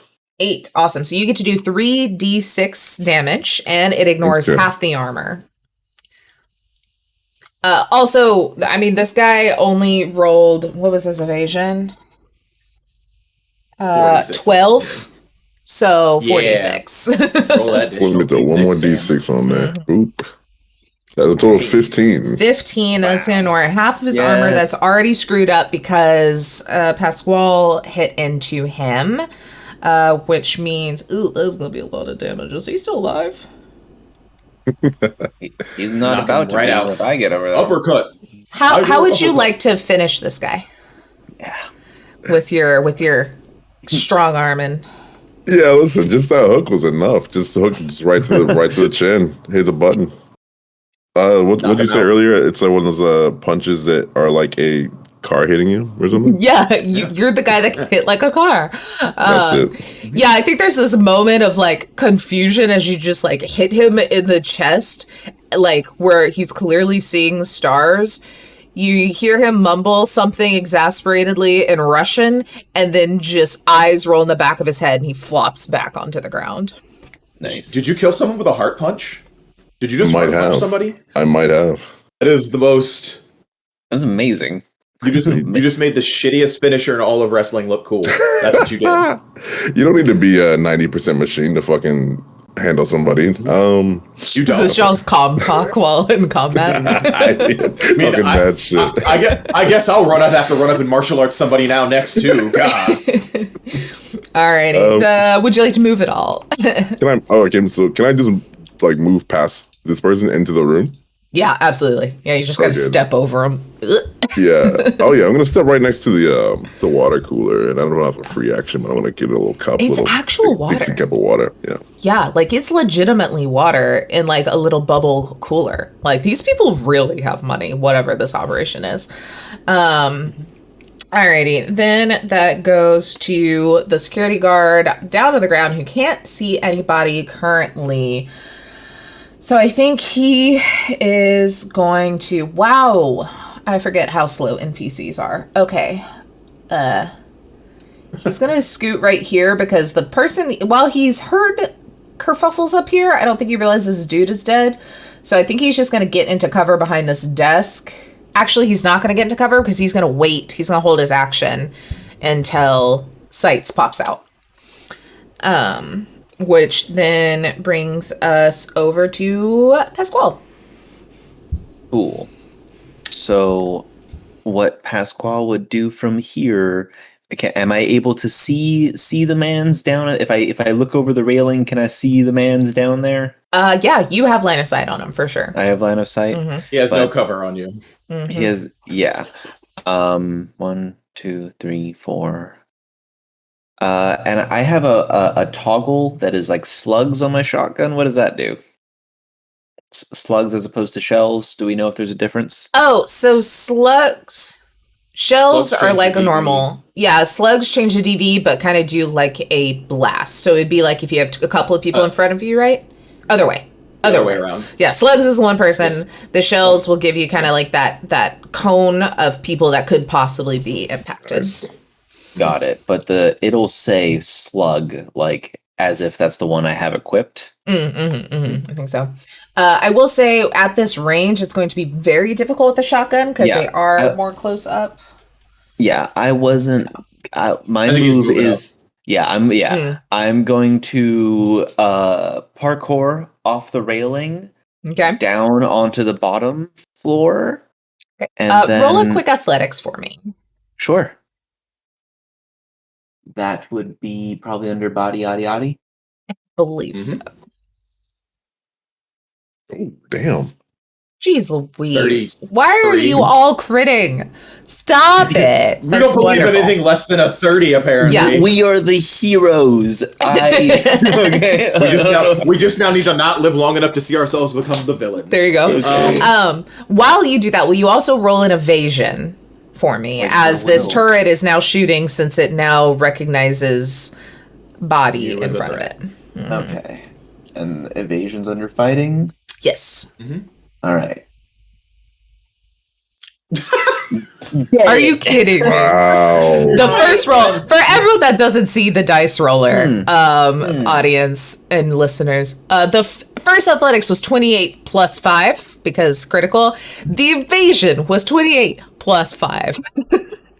So how do you jump off of this and evade an assault rifle fire at the same time? Like, what does it look like? It's my sweet ass Heelys is what it is.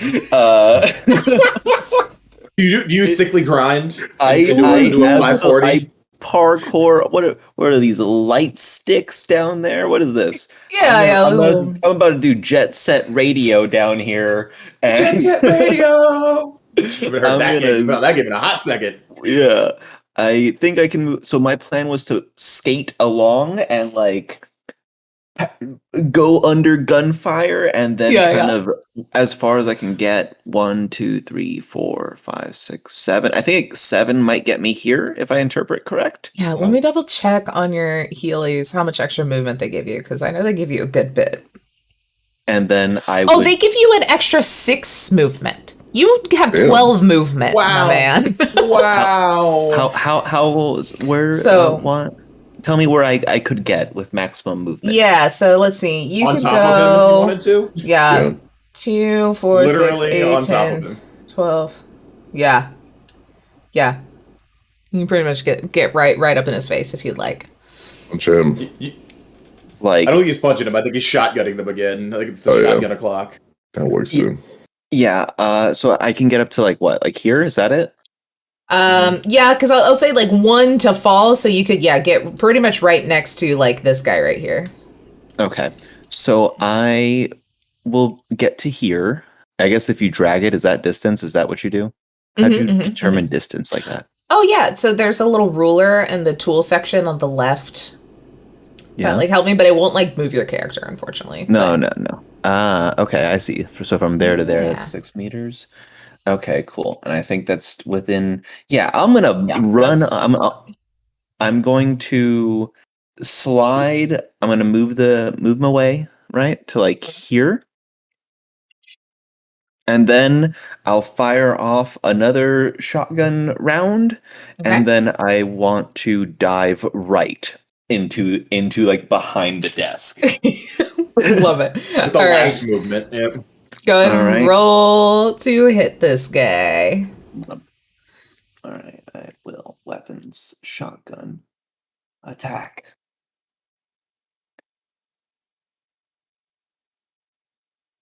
$25. Roll an extra D6 because because the DV was 13. 1 D6, so 25. 25, yeah. Awesome. Okay, so 25 minus his armor. Let me do some math here.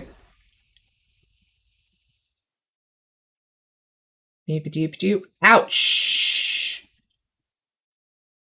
Ouch. That hurt. That hurt a lot. That hurt so half bad. Those hit points? Over half of his hit points. Over half of his hit points. Ooh. You hear just this, like, that very involuntary pain of, like, noise of pain as just you see a hole in the side of his armor is just absolutely gone. As you were there so fast, he didn't even fully get to turn around as you just, like, hit probably all of the important organs back here, kidneys and such. Sweet. And then I like hockey slide on my knees and dive into the desk. Love it. Awesome. All right, and you're down in cover. I am wily.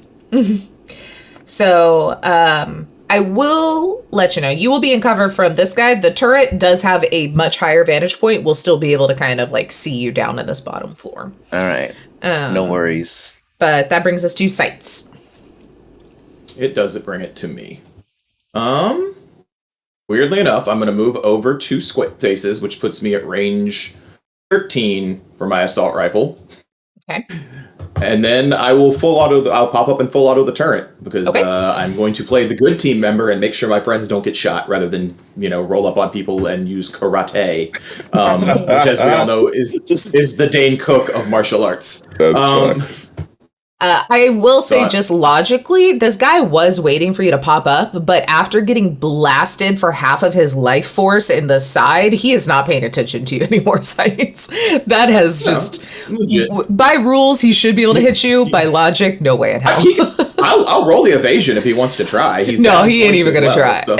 Yeah, he's got a negative at this point. He's reevaluating. He's very reevaluating focused. His life decisions. Yeah, on the individual close to him.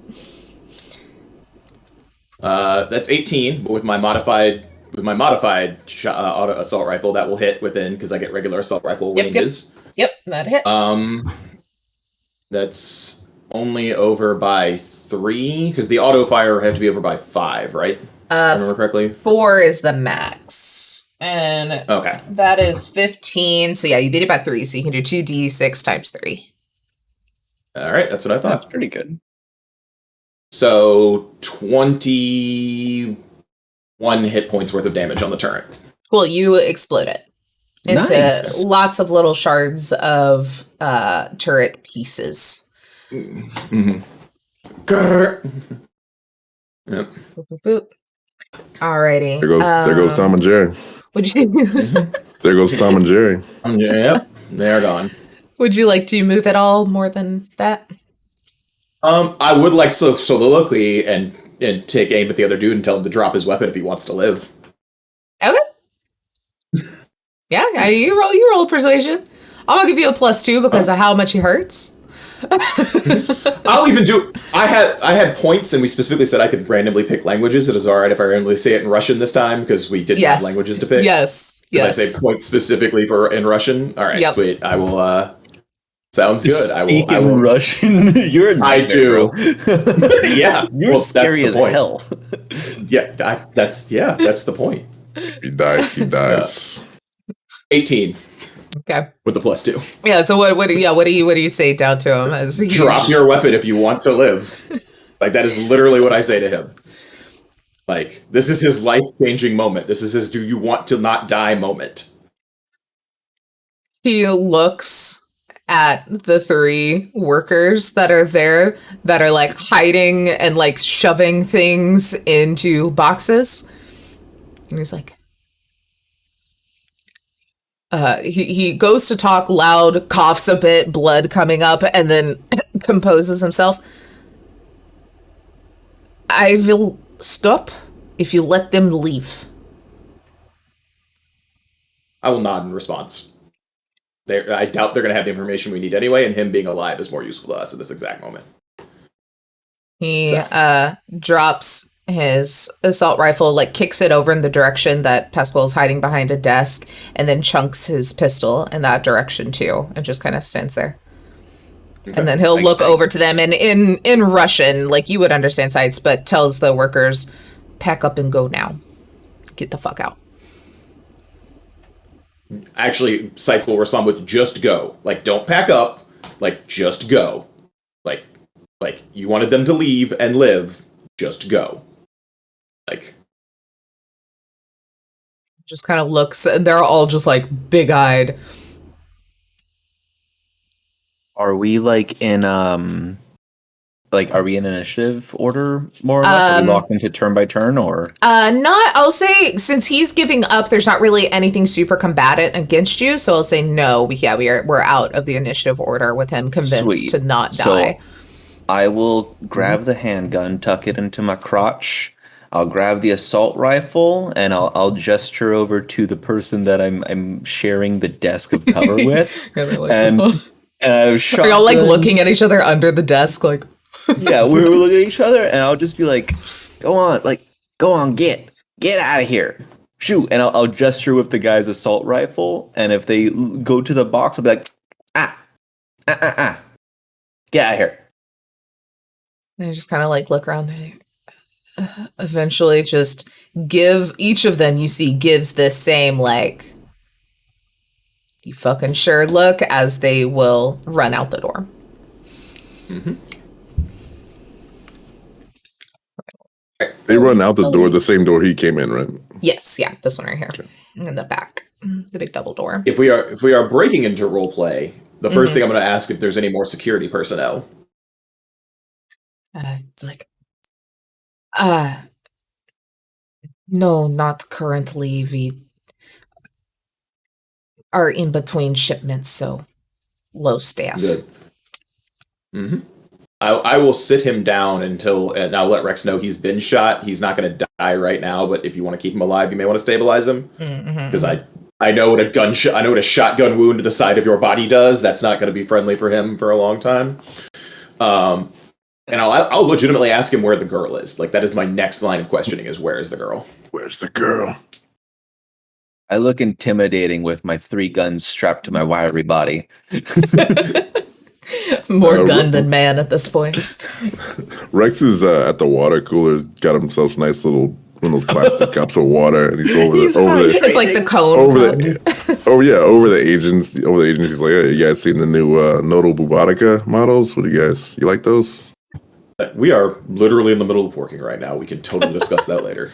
I'm at the water cooler. It's what we do. Come on. Well, then, bring me some water, and we're going to discuss what this gentleman knows. Not how the water cooler works, Sites.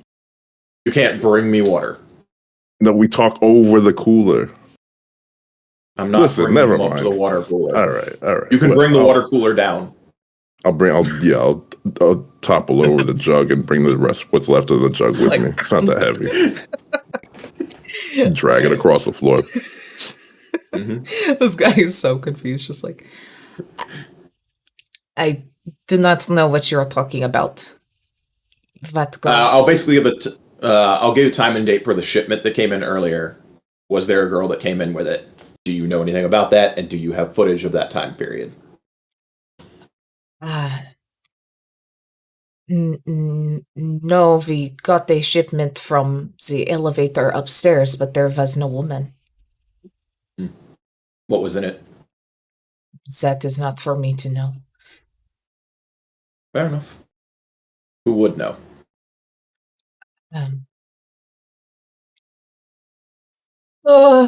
I very much want to lie, but you are very scary. The box is still in the office. Good. We'll take him up to the office. Like, I keep him with us because I'm the only one that speaks Russian. And I'll take us back up to the office. Comes with. I just, my ADHD, I just like thought, I was like, if I'm wearing this LED hat that I won from this guy, it was definitely fucking bumping while gunfire was going off. Yeah, it was. While I'm skating to go blast someone's tits off. Oh, you are quite literally playing Jet Set Radio at this point in time. You are not wrong. That's the most Jet Set Radio thing I've seen in forever. Sorry. I just pictured it in my mind. I was like, that's hilarious. All right, go ahead. Sorry. Jet Set Radio. But yeah, I'll kind of like walk in, and you see now on the right side of the wall, there's like some different shelves and like some cabinets and such, like closed doors and things that all have locks, and like the cabinets themselves have locks. Obviously, shelves are open. That have various things, framed bits of cybernetics. You can see like things that have the Zion Corp logo on it, which is just kind of like the 2 big mountains around like a sun shape. And he's like, it's in one of the cabinets. I can unlock it if you let me reach into my pocket. I let him unlock it. If he's not silly enough to make a move at this point in time, I feel. You're very scary. And he has 8 HP. Like, Pasquale fucked him up. And he'll go over and he'll kind of unlock, and it's just like kind of the whole bottom half of this wall. Because when I say cabinet, I mean it's like still a good like 4 feet tall, like 6 feet wide on this thing, like a tool kind of large cabinet. And he'll kind of pull the doors aside, almost like little sliding doors. And you see that there are various boxes of things pushed in there, but very clearly this one box that's probably, I think I said about like 3 feet long by like 2 feet tall, with then even more kind of armoring and cushioning around the outside of it in there. It's like, that is what came in the elevator today. I look over to Pasquale and let him acknowledge if that's the correct package, because you handled it. Yeah, does it appear to be the one that I dropped off earlier today? Yeah. Absolutely. Yeah, it appears right. No girl, though. Possibly. I'll have the security guard open it if he can. Okay. Kind of like pull the thing out. You see, like, kind of struggles with a little bit. It's not like very heavy. It's just awkward, And so he kind of like roughs it out. And he'll go kind of behind the desk and like pull one of the little drawers, and there's like a little kind of key card thing in there. You see that like he very clearly like pushes a like secret compartment and then pulls the card out like it was in a very like hidden spot. And then he'll close it up and kind of tap it through. And you see the box, quite a few sections on the outside kind of light up. Like you can see these little strips of light kind of light around it. And these brackets that are on the outside kind of release. There's a little bit of like that kind of like smoke from the hydraulics that's kind of like enacting and kind of pulling apart. And you see that the whole like silver section, there's a big like chunk of it. Like there's just a wall that's lifts straight up out of the box. And in this, you see like some computer bits, like what looks to be kind of like a little server rack kind of situation, and a screen and things, but then also then wrapped and like screwed down into this apparatus is what looks to be kind of like just a big SSD drive, like a big data chip is like on this with all of the wires feeding into this thing. I think that's what I guess probably Ripley probably wanted, whatever this is in the box. And I gesture to our captain. I go, "Do you know what this is? Have you seen this before?" I know he doesn't understand me, but I'm speaking English. He like very yeah. It's like one of those things where he like kind of understands it but doesn't know it enough to like. I translate. Yeah. It's like, I do not know. I'm hired the muscle. I see the machine arms they've worked on, but nothing like this. So is this like clearly an operating system that's up and running connected to all this, or is this just a solid state drive sitting in there? Because the way you described it, it looks like it's all, it looks like it's all plugged in and everything. Like it just needs to be kind of turned on. But it seems like the very piece de resistance, the important part, is this like drive that's very extra secured in here. If you would like, you can roll Cybertech, maybe. Sure. I feel like Cybertech's good for you. We'll go with that. It's still along that lines of like very weird things there. Sure. I have a pretty freaking good Cybertech roll. And because we're closing out, I'll go ahead and burn 2 luck just to see what happens. So 29. Lordy.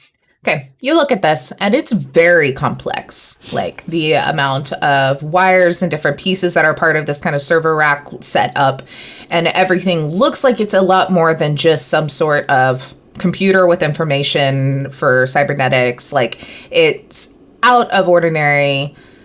You would probably be familiar, though, with your background of setups kind of like this.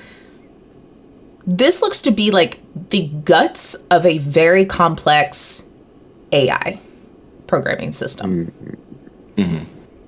Is like an n-grammed AI or a regular AI? Is there a probability that there's somebody's n-gram on there? There's a probability, yeah. Okay. It's pretty substantial. So, like, you can legitimately see, like, sites kind of, like, for the first time, like, look pale in that way that people who look uncomfortable kind of like do. Like his body language takes on that like uncomfortable paleness of like, this even makes me uncomfortable. And as like, I think we found what we're looking for. We have a question of what we need to do with it. Wait, what are you talking about, Sights? You fought in the Corpo War. Yeah. You remember all the you remember how certain people got selected for certain things because their personality was very compatible with certain pieces of tech? Oh, fuck. There's a high probability that we're looking at what's left of Lynx. Fuck. As in, this is Lynx's engram. This is not good. It's not. I look to the Russian. How much longer until your next shift change happens? See, let me roll. It's about in 2 hours or so. Call Ripley, tell him he can have everything that's in this warehouse. There's enough cyber tech and cyber gear that's going to gear him out that he won't care, but I'm not handing over that guy someone's engram. There are lines I will not cross. All right, I'm with it. I will then fire up the system to see if it's actually Lynx's engram. Okay. Go do electronic security. I'll say just to kind of like get in through everything. Are you 18. okay? Are you going to call Ripley at all? And I guess here for people that are not as in on Cyberpunk lore or this like system. So what we're basically talking about is an engram and Soul Killer and all these things are part of the Cyberpunk lore where they've taken a human's consciousness and uploaded that into an AI, essentially killing the human, like literally taking the human consciousness out of the body and throwing it into an AI. So there's then all of these like very interesting like ethics questions of like, are they living real lives? Are they still humans? Like are they happy? Are they not? What do they know? What do they don't? This whole weird thing. So that's essentially the gravity of what is happening currently. And it seems like Ripley wanted this box, so may have known what was in it. Mm-hmm. To a sense. Mm-hmm. So are you calling him now, or are you gonna wait a hot sec? I'm going to wait till we're actually out of the building, because I'm not going to have him send his people here while we're in the building. Okay. But I will basically let him know that he has a whole cyber warehouse full of gear he can have, and he can have the box, but I'm not giving him an engram. Okay. And, like, we can go... And, like, in character, basically, like, Sights is drawing the line in the sand and being like, I will literally go to war over this. Like, if Ascension and the Lighthouse Gang want to go to war with me over handing over someone's engram, I will go to war with you over handing over someone's engram. We can just convey that we found the person we were looking for, and that was our number one priority. And we found the box and the loot, and that's a free commission for Ripley, but we're taking our people back home. Legit. You can convey that however you want, but you get the stance that Sights has just shifted from like being very like I'm doing business to clearly he is upset by this clearly. Sure. And has shifted the stance of like, hey, I'm a solo and I do these things, and he's like, I am taking an ethical and moral stance on this situation, and I will not cross this particular line. Like, it is very clear something has affected him from being the hey, bottom line, hey, like, nope. There is a hard no happening with him. And it is very noticeable. And Rex probably notices it even more because he spent a long time dealing with Sights. Yeah. No, I've heard those kind of stories before of docs like myself strapping people down and ripping the consciousness out of them, so to speak. It's not. It's a little. Yeah, it's a little Control X, Control V, but it's not the same. It's not the same at all. I think maybe what would be good is we collect the box, and maybe on our way out, I will shoot Ripley a message to say, found the box and found the person we're looking for, we'll deliver what's left of the box to Ascension.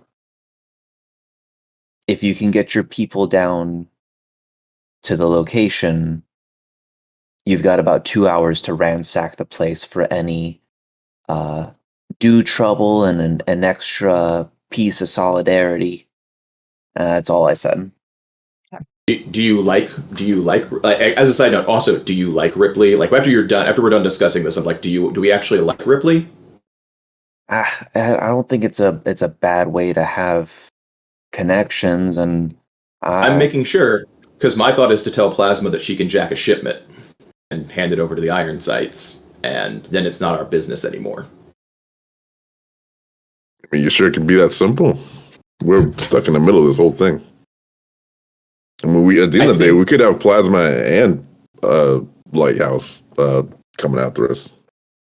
Plasma won't be mad, especially if I tell Plasma what's happening. Plasma either will take care of it or won't take care of it, but her people will put this gear to good use. And it'll also weaken Ripley's stance, and we'll have cleared our debt. I think what the first matter of business we do is should get back to Camden House with what's left of Lynk. And from there, I shook on a deal that I would deliver what was left of whatever I found of this box. And I intend to honor that promise because I intend to have friends and allies for when I go back home and I might need some help. And so I don't want to burn any bridges just yet. All right. Alrighty. You fire up this machine and you see that it pops open, and in all of just the general jargon of the opening screen, you do see that kind of the file name, project name is Lynk, Lynk. Yeah. I'll interface and ask. I'll be like, Lynk, are you in there? You get just a minute. She's like, who's there? We're friends of Ajax. We're here to get you out of here. Where are you? I don't see anything. You're not gonna see us. You are inside of a system. You're alive and you're not. And this is gonna be a lot of long conversations, but we're gonna get you to your brother. Okay. Yeah. Give me the Ajax, please. Not a problem. And basically, I'll put it into sleep mode, and we'll transport it out.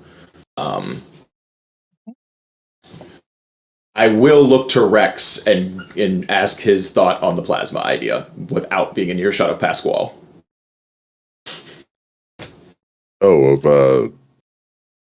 Asking Plasma to come through and clear the warehouse before.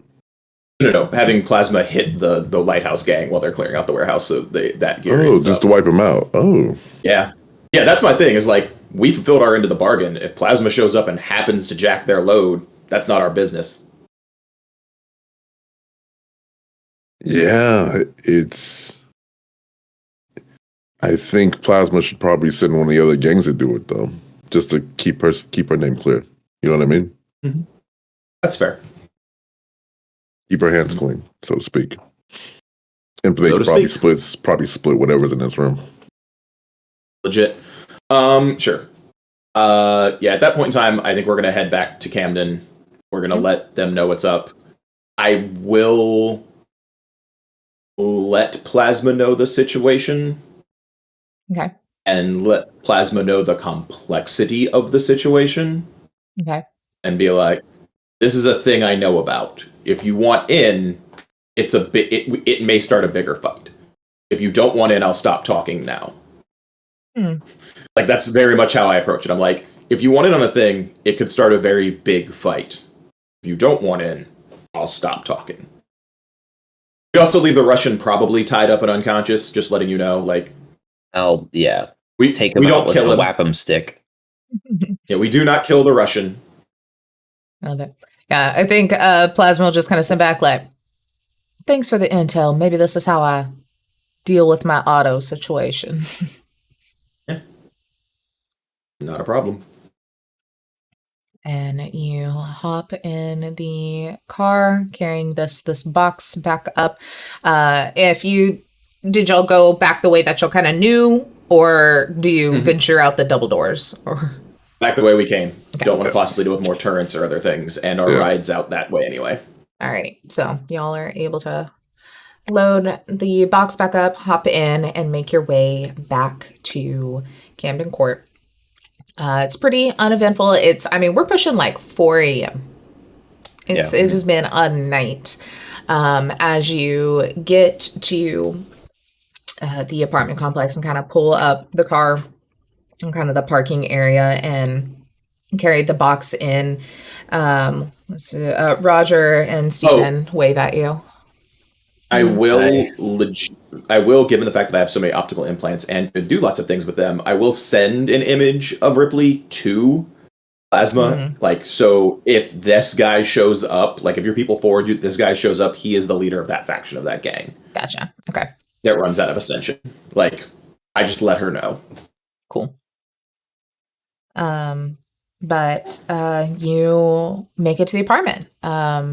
Where would y'all like to head with this package? I mean, you've never actually seen Ajax. They assumingly are in some little hole somewhere, but interface frequently in like probably the office, the conference room, those sort of things with you. I'm going to call Ajax and be like, you need to tell us where you are physically because your sister is and is not alive.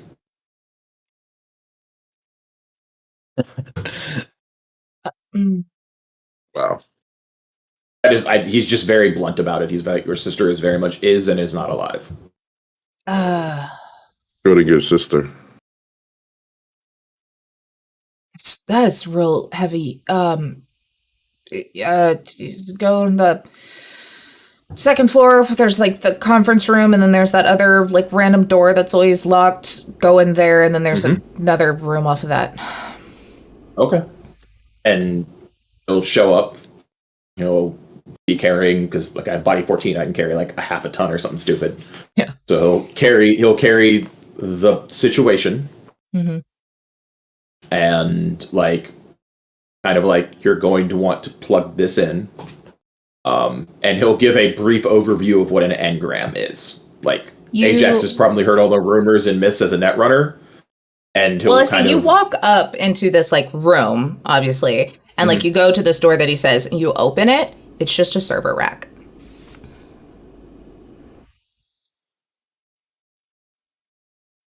Are you? I'll call him again. Like, where are you in here? In my room, where that door that I told you. Oh. Okay. Well, this conversation got a lot less heavy. Like, literally, that's his response. He's like, "Oh, this conversation got a lot less heavy." Oh, damn. We got Black Mirrored. Fuck. Nah. Like, what do you mean? Actually my sister's like dead? No, she's fine. She's right here. He'll like set the package down. It's a server room. I mean, you got it. If you're trying to like, yeah. No, he's like, where do you want me to plug her in? Like, he'll just straight up be like, where do you want me to plug her in? What are you talking about? This is about to get very, very interesting. Rex, do you want to be in here for this set of conversations, or do you want me to have it privately? Oh, I mean, depends on your need for discretion. I don't mind hanging out. It's up to you. You're going to be able to explain some things as well. Yeah, I'll stick around. Like, I will look around. Is there actually someone plugged in this server room physically, or is there nobody? Nobody. Right. He's gonna plug in Lynk's server setup. And then he is, and because I assume we're not going to roleplay out 5 hours of conversation. Yeah, no. You plug her in, and like you see, like there's a screen, like the usual kind of like interface there, that has Ajax's like little VTuber view on it. And then you see him almost look and like react to something, like someone came in the room, and then hear Lynk's voice, and like there's like a cute little like VTuber Bitmoji interaction of like almost completely identical looking individuals. Like the only difference is just like haircut and color on these little avatars. Kind of come in, and yeah, I mean you can go kind of go through explain if you would like to explain to them that they are AI. You are full and welcome to. I'm going to explain to them they're engrams because there is a difference between AI and engrams. Yeah. I'm not going to tell them they're AI because that's a whole other awful conversation based upon 20 Cyberpunk lore. But I will go through the process of telling them they are engrams. Because living in that type of lie seems really cruel to my character. Mm-hmm. Yeah, you kind of go through it. You know, they're receptive, obviously very confused. And, you know, it all kind of like wraps up into this point of like, okay, at least we are together now. And this is wild. And they don't seem to have any sort of like, oh no, missing the good old days, because to them, for as long as they can remember, they've just been netrunners plugged into a machine anyway. So who the fuck knows when they got uploaded? Yeah. They don't, you know? They thought they chose this life, which they did at one point in time. So, yeah, I think Ajax, after all of this, kind of looks, this little vision of them looks over to y'all and, you know, thanks you and everything's like, I don't know what exactly I can do to repay you all. I super appreciate it. I did skim some money from the bank across the street, so we have covered all of the costs from the last thing. Eddie's expenses are fine. I'm going to let you know, in the near future, we may be in a fight with some people. So your skills will be incredibly useful. There are some gangers from the Ascension area that know about Lynx in a manner that is less than positive.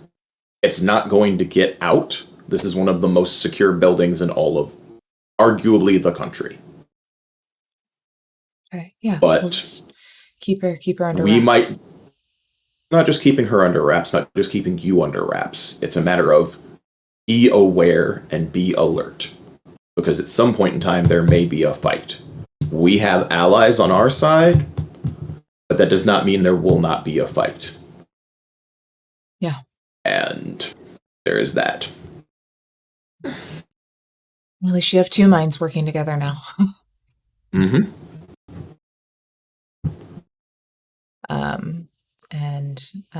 I think there's, you know, if there's not anything else, we'll thank you again. And the door kind of slides closed in front of you as, oh boy, what a twist. What would y'all like to do as we wrap? Is there anything today or in the coming days that your character would be doing? I have my rap scene, so I will let other people go first. If they have rap scenes they would like to do. You know, for the rest of the evening, morning, whatever, probably sleep. But in the coming days, if there's anything or any chats you want to have amongst each other before we kind of put a little wrap on this part of the story, because man, I feel like we set it up to do a sequel. Just saying. Man, yeah, pretty solid. I think Rex will head down to his clinic and see that the door was fucking jimmied open by fucking Kira. I know it's fucking Kira, and there's like meds spilled all over the fucking floor. All the fucking the cabinet full of like the chest of drawers full of equipment. It's all fucking thrown everywhere. She knows where the meds are. She's the one to fake and make a mess. So anyway, I slowly plot my revenge against Kira in a very loving and joking way. But what an asshole, not Kira. Yeah, I think that there's probably like just ibuprofen that's lined out to look like an image of a finger flipping you off, like on the desk. I love it. I picture like once Lynx has been offloaded, like the scene that I picture in my mind is that Pasquale will be like, all right, well, a deal's a deal still, and we'll like grab the empty box and we'll like go to like put it in the car and like take it towards like the Ascension Towers. but I'm remembering like the initial stakeout place where there was like the storage dock, like where we first came through. And like he's driving in the little mule, and then like a message comes through from Plasma that's like, where are you? And it's like, ah, shit. And he'll just like do like the J turn move to like leave it, just it kind of fumbled out of the trunk, and like it's just a turn that throws it out of the trunk onto like the dock area, like in the shipping, just like J turn out of there and on my way to go get it. And I leave it on the side of the road there, right by the Ascension Tower docks. Nice. All right. And what about Sights? I think Sights comes to his apartment, like his part in the apartment complex. He makes sure his niece is okay. If she's up and awake, he's going to give her a big hug and tell her, family's important, take care of yourself, be safe, yada, yada, yada. Kind of be a good uncle there for a moment. She's looking like very like confused. And then also you can feel her leg as she's kicking takeout containers under the couch. And I mean, like, just have a good night. And then he's going to go back into his own room, and he's going to go to his desk, and he's going to reach into the bottom of his desk, and he's going to pull out an agent. He's going to take that agent, he's going to look at it, he's going to fire it up, and like the Arasaka logo is going to appear like on the overlay, and he's like, I'm going to need that favor you owe me. And that's the last thing he's going to... Shit. Now we gotta have a sequel. Yes. Alrighty, y'all. Well, with that, the sun rises over Night City, as it has been a long, long day with revenge times 2 being planned, with whatever you end up doing with Plasma. We'll see if maybe Pasquale even lives to the next one. Let's be honest. I feel Pasquale being dead going to the next game is not even like a question. I feel like, oh yeah, I know he didn't death by snoo. Just in a full body cast. Yeah. You're in a full cryo bag. Rex has just got you in a cryo bag. Like when I get around to reviving him. Yeah, I got you on the wall like Han Solo. Yep, like just whenever we need him. Decorating the clinic, yeah. Like why haven't you got him up? We warned him, and then we warned him again, and then he talked shit about Twerkinochronics, and then I left him there. And it would be like still smiling, like yeah. I feel like what happened is like we came to get him, and he was like, "Fuck Twerkinochronics," and Rex was like, "Nope, I'm not getting you out of this goddamn cryo bag." Hanging you up on the wall, talking shit about my favorite company. My favorite AI companion. But that is where we end this adventure in Night City, to hopefully be picked up again another day. But thank you guys for playing. That's been so much fun. This is my first Cyberpunk game, and this is brilliant. This is a really fun system, and you've done an amazing job running it. Thank you. I want to give y'all all a little taste of all the aspects of it for your first one. The goofy, the scary, the gangs, the fighting, all the stuff, the drugs, the psychological AI engram nonsense. So it was so cool. Thank you so much. What a great experience. Well, before we go, let's all one more little round to say who you are, where people can find you, all those good things. Let's start with Mark J. Yo, everyone, my name is Mark J. You probably find me in my bed right after this, to be perfectly honest. But when I'm not in bed, you can find me at More Than Mario on Twitter. I'm a role player, a DM, and storyteller. I am just a generally friendly person to be around. I like to think of myself that way.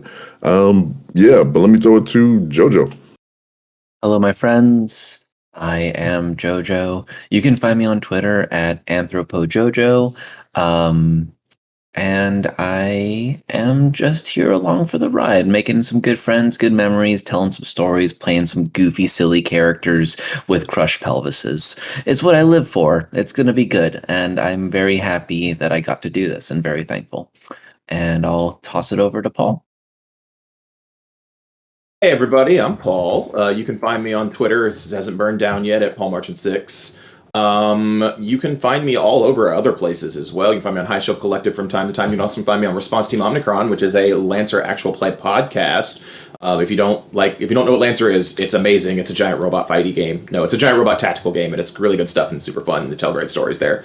They say our podcast is like if Red versus Blue had its own, or if Battlestar Galactica had its own Red versus Blue, because I can speak English now. Super fun. Check that out. Yeah, other than Taylor, I was the only Cyberpunk veteran in this game. It was really fun getting 2 new people through some stories. I think always a good time. It was. So there you go. All right, that was super helpful. Good. Taylor Excellent. at _potato_ on the internet. I run a lot of Cyberpunk, y'all, so you can catch that over on 2000 Tales, because that's happening currently too, as well as over on High Shelf Collective at any given point in time. And yeah, I had so much fun. I love playing with new people and getting to introduce them into like little different aspects of the world. So that was very, very, very fun. And getting to do it in a more substantial sense, because usually a lot of that I do is like at cons and one shots. So it's nice to have like a little bit of meat that we could dig through here. But with that, I guess we will say a good day to everybody watching, and we'll see you next adventure for whatever is coming on Apochromatic that all these wonderful creators can come up with. So, smile and wave.